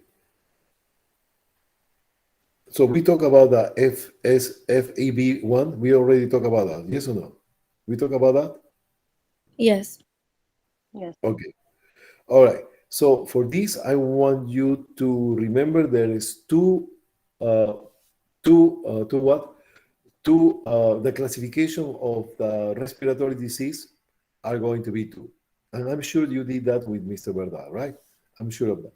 So we have obstructive and we have restrictive. Okay? It's going to be restrictive. Ah, God, it's not okay. All right, so what is obstructive and restrictive? Obstructive is going to be asthma, for example. If the obstruction, you can have chronic bronchitis, you have emphysema, you have, what else? Asthma, chronic bronchitis, emphysema, atelectasis, bronchiectasis, etc. So everything that is obstruction. The classical obstruction is COPD, and asthma, emphysema too. So basically all of them. Asthma, chronic bronchitis, emphysema. Just think about asthma, obstructive. The restrictive is going to restrict what? The movement of the lung. So you have, for example, myasthenia gravis. You have, what I want you to remember here is the obesity. Restrictive. Look at this. How obesity is going to restrict the function of the lung. Why? If you have big belly, a lot of you're very, very big, fat, obese, your abdomen is totally distended, correct? And that means your abdomen is distended. The pressure that you have inside your abdomen is very high because you are like a balloon, right? So it's very high. That pressure in the inside the abdomen is going to press above the diaphragm. So the diaphragm normally is going to contract during the expiration like this. And when you exhale, the diaphragm go back to its place. But when you are obese, what happened? There is so much pressure here that the diaphragm cannot contract in order to give space to the lungs. And that is a type of restrictive pulmonary disease. Is that clear or no? Yeah, that's clear. Okay. So now, if you have another disease that you must know and you must remember is the cystic fibrosis. Cystic fibrosis. We talk about this in anatomy, physiology, a little bit we touch, but in cystic fibrosis, what it's doing is autosomal recessive disease that is basically formed by the a recessive disease that there is a gene that is failing. That gene represents a protein, represents an enzyme. This enzyme is the one who break down the proteins in the mucus to make it more thinner. This in cystic fibrosis is absent. So that enzyme is absent. This absence of this enzyme make all the fluids very thick in your body, making thick the pancreatic juice, doing pancreatitis, making thick the gallbladder, the bile, producing cholecystitis, making thick the flame, the mucus of the respiratory tract, making this dry, thick, difficult to get rid, bacteria proliferate, and we have this patient with recurrent pneumonias. These cystic fibroses are going to be obstructive, but in the long run become restrictive, because the word is cystic fibrosis. Fibrosis means scar tissue. So with the time, the lung are going to be replaced by scar tissue. And this scar tissue is not distensible as the lung itself. And that produces a restriction. So the cystic fibrosis will be obstructive and then turn into restrictive. The best example of obstructive, asthma. The best example of restrictive is going to be morbid obesity. We okay with that? Yes. Yes. Okay. So okay, so let's go and go to the definitions of few things, and we are going to talk about the drugs. Very simple. I'm not going to go into too much elaboration. We don't need it because we can explain in a simple way. So what is emphysema? Emphysema means trap air. How is going? Very simple. Trap air. Period. Trap air. That's it. Trap air. Don't elaborate.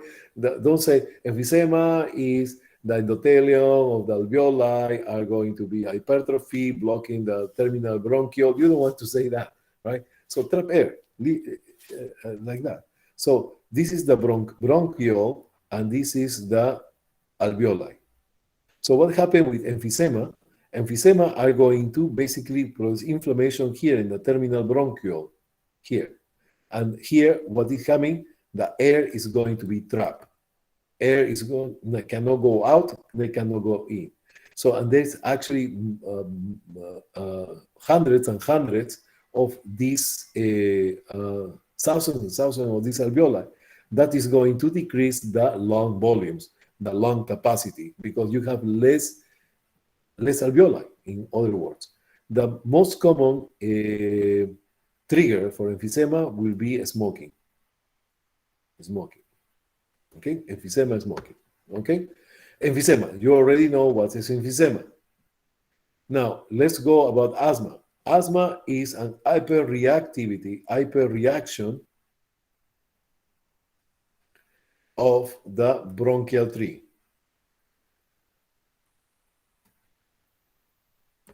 Right? So you want to say in different word? You can say in different way. Asthma is a bronchoconstriction caused by some factor, like could be stress, could be exercises, could be allergies, could be allergies to the food, to the dust, etc. It's a bronchoconstriction. That is basically asthma. We have chronic bronchitis, another important term for NCLEX. Chronic bronchitis. What is a chronic bronchitis? Chronic bronchitis is a very specific, detailed, very fuzzy definition. So you need to be careful because this is coming for your NCLEX and HESI. Chronic bronchitis is having cough, I would say productive cough. You need to memorize this. Productive cough for 3 months in 2 consecutive years. That is chronic bronchitis. Okay? All right.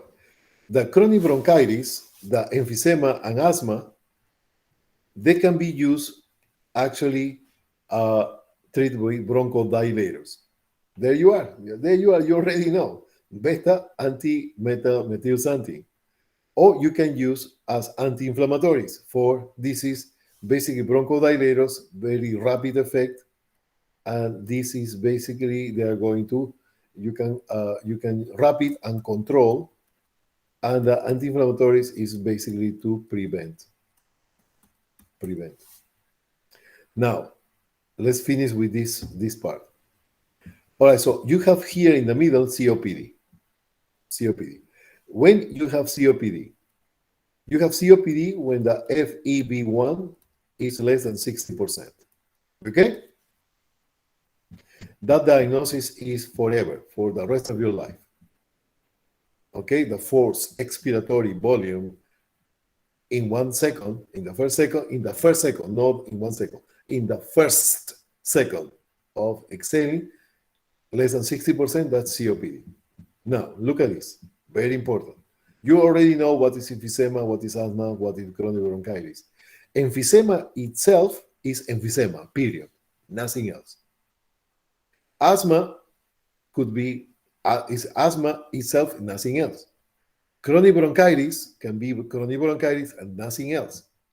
So if you have emphysema, and your FEV1 is less than 60%, that emphysema causes COPD. So you are COPD, and what is the cause of that COPD is emphysema. You have asthma, and your FEV1 is more than 70%. You are only asthmatic. But if you have asthma and you have FEV1 less than 60%, you have asthma actually are going to cause COPD, chronic obstructive pulmonary disease. If you have chronic bronchitis and your FEV1 is more than 70%, you have just chronic bronchitis. But if your chronic bronchitis is going to lead into FEV1 less than 60%, you have COPD. Okay? So COPD is actually can be caused by different reasons. The main causes could be emphysema, chronic bronchitis, asthma. It could be atelectasis, could be bronchiectasis, so another stuff, right? Cystic fibrosis can lead into that too, right? So, but this is the three, and this is what you must know, what you need, you don't need to know more. That is Enkels and Hesse. Now, why is this picture coming from? Oh, what is this picture is like that? Because you can have emphysema and you can have asthma at the same time. And that not necessary, can lead in COPD. You can have emphysema and you can have chronic bronchitis. Here, we have this Euler, right? Emphysema and chronic bronchitis. There is some of the patients are going to have emphysema, and some patients with emphysema, they have chronic bronchitis. So these are going to be, if they have a FEV1 more than 70%, that is emphysema and chronic bronchitis. But if you have less than 60%, that emphysema and chronic bronchitis led into the COPD. So you have emphysema, chronic bronchitis, you can have emphysema and asthma, you can have asthma and chronic bronchitis, or you can have three of them, emphysema, chronic bronchitis, and asthma. If you have three of them, but your FEV1 is more than 70, that is emphysema, chronic bronchitis, asthma. But if there's less than 60%, that emphysema, chronic bronchitis, asthma was leading into COPD. You okay with that? Is that clear? Yeah, that's clear. Yeah. Yes. Okay. So COPD treatment are going to be the anticholinergic, the glucocorticoids, LABA. LABA I prefer over SABAs for COPD. That is other question for English. LABA are preferred over SABAs. Why? Okay. Why? Because it's a chronic disease and you want to have a long acting. Because the SABA, very good question. And the SABA can, when you overdo the SABA, you can have toxic levels. So LABA is going to be more effective in the long run for this. Now, if you have some bronchospasm all of a sudden, yeah, immediately should be SABA. Okay? So do all people with COPD take medications or Yeah, no? yeah. They do. The patient with COPD, basically they are handling their oxygen, a balloon of oxygen. You see people having a cannula and walking with a cannula on the street. Those are COPD. Those are Yeah. COPD. My grandma has it, but I'm just trying Yeah. to think. I don't remember her taking medications every day, but maybe she does. She need to take medications. Yeah. A patient with COPD always need to take medication because just remember that COPD, they have a background. It could be emphysema. Emphysema, you have trapped air. You need air, so you need to bronchodilate at least every day. Chronic bronchitis, you have a lot of mucus. 3 months for 2 consecutive years. So in those times, you need to take medication because that is part of obstructive lung disease. And you need to use bronchodilators most likely. Asthma, the same. Asthma, you have asthma, you not necessarily all the time you need to take medication, right? Not all the time. Right. And can you outgrow asthma Sorry? or no? Can you outgrow it? Like you have it as a child, but not as an adult? Asthma. Okay, so as a general rule, we have the most severe asthma are going to happen in childhood. In childhood, asthmas are more severe. In asthma, they can appear in adult when is in the 40s, in the 50s, in the 60s. The late appears asthma, the more benign, the more mild are going to be that asthma in those patients. We have that as a general rule. So patient with asthma who just appear for just adult, is the crisis are not so severe as in kids. Now, it's a different story if the patient suffered from asthma since he was or she was a kid, right? So that is going to be the severity is going to be the same. Another group I can be having asthma and disappear with the time. So there is different variation, but in general rule, the early asthma present, the more severe it is. The late asthma in the life appears, the less severe. Okay? Yeah. Thank you. Okay. So LABA can increase the risk of asthma-related deaths. Yes. Why? Because LABA is a long-acting, but it's not an immediate relief. It's going to control. LABA control. Can be relief, but in the long run. But the one who has immediate relief is the SABA. So, and the patient need to know about that. They say the medication is not making effect. I was really having a bronchospasm, and you cannot live with severe respiratory problem for more than 1 hour or 2 hours, right? And the SABA is going to take about 2 days, 3 days to make full effect. So that's why it's preferable to do COPD with LABA, because they are permanently be already protect in order to have any spasm. Okay? Yeah.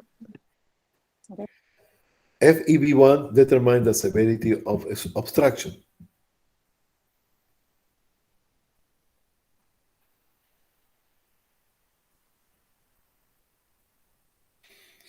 All right, so we talk about asthma. All right, so we asthma incidents. I'm not going to talk about that. Etiology of asthma, all the triggers, smoking and pollution. This is all news. We already talked about that. We have here the signs and symptoms. We have dyspnea, chest tightness, low peak flow. So I'm going to talk about the peak flow in the next few moments. But I want just to go over this now. Acute asthma. First, albuterol, inhaler. Second, can be hypertrophium. Third, methylxanthine.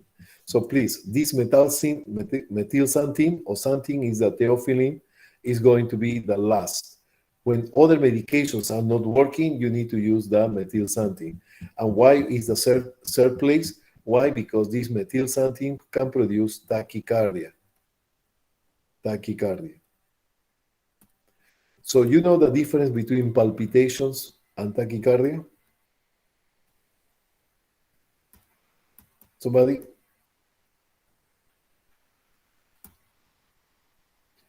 Palpitations and tachycardia, what is the difference? Tachycardia is a fast heartbeat, and palpitations, isn't it like a skip beat, or what is it, like just an extra beat? You feel your heartbeat. Yeah, you're close to that. So that is a sensation. You feel you see this patient, my heart is coming out of my chest. My heart is coming out to my mouth. You feel the heart moving, boom, boom, boom. Look at yourself. Can you feel your heart?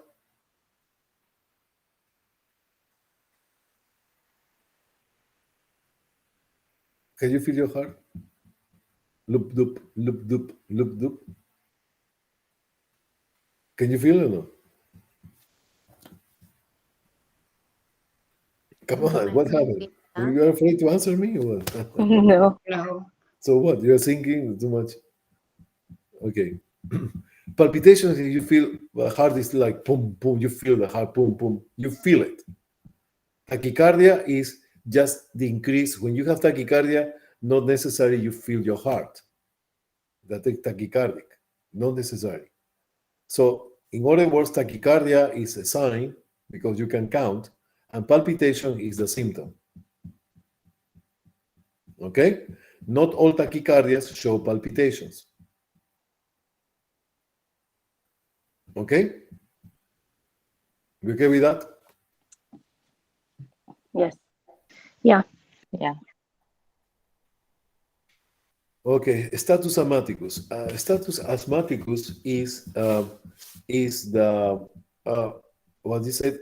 Acute exacerbation of asthma that do not respond to the albuterol, do not respond to ipratropium, do not respond to the methylxanthines, and actually they are going to be used another medication that is the corticoids. Okay, so I will tell you. All right, so in status asthmaticus, you know I was mentioned this. The corticoids is for prevent, but prevent when you are using PO. But it's going to control and it's going to relieve and control when you use the corticoids as IV. As IV. All right, so I will tell you the story very fast. You have status asthmaticus. Okay, so you go to the clinic, and you say, well, I was taking my albuterol, it's not working. I'm taking my ipratropium, it's not working.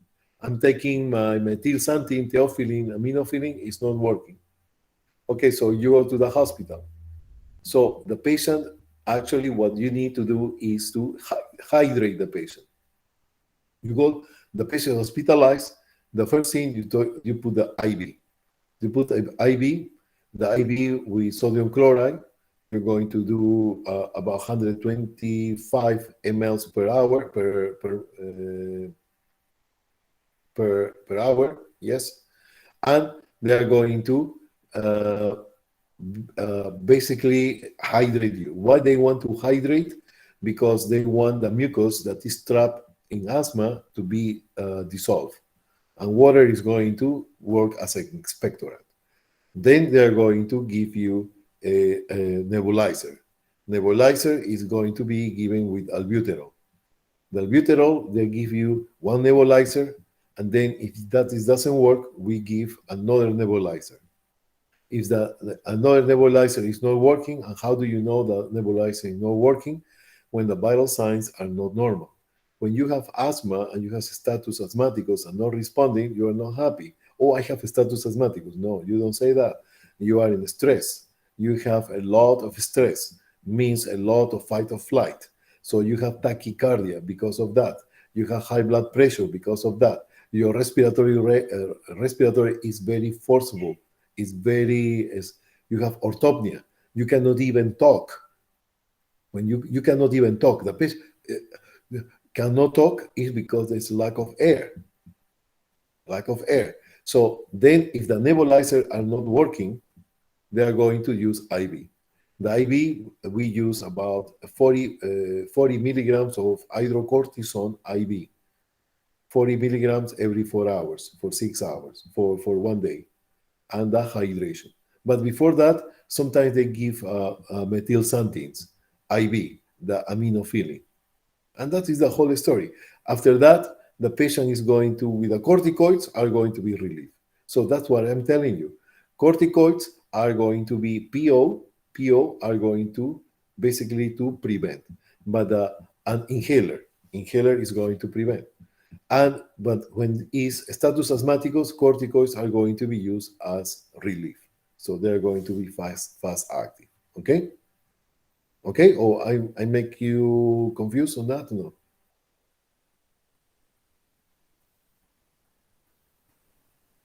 Hello? Sorry, I was writing it down. No, that doesn't sound confusing. Okay. So SABA, we already talked about that. Patients continue to wheeze after using SABA, need systemic glucocorticoid. That's what we were talking, right? So, and nebulize albuterol. So we are going to nebulize that patient.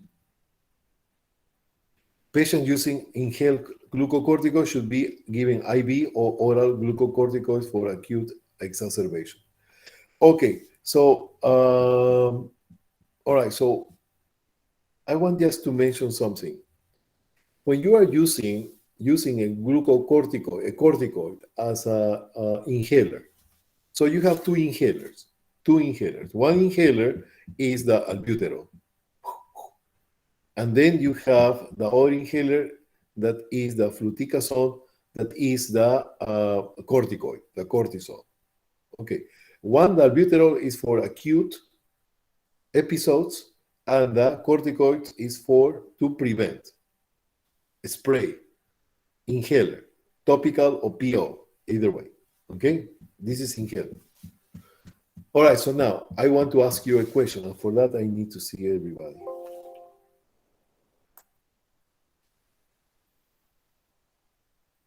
Oh my God, it's 10:10?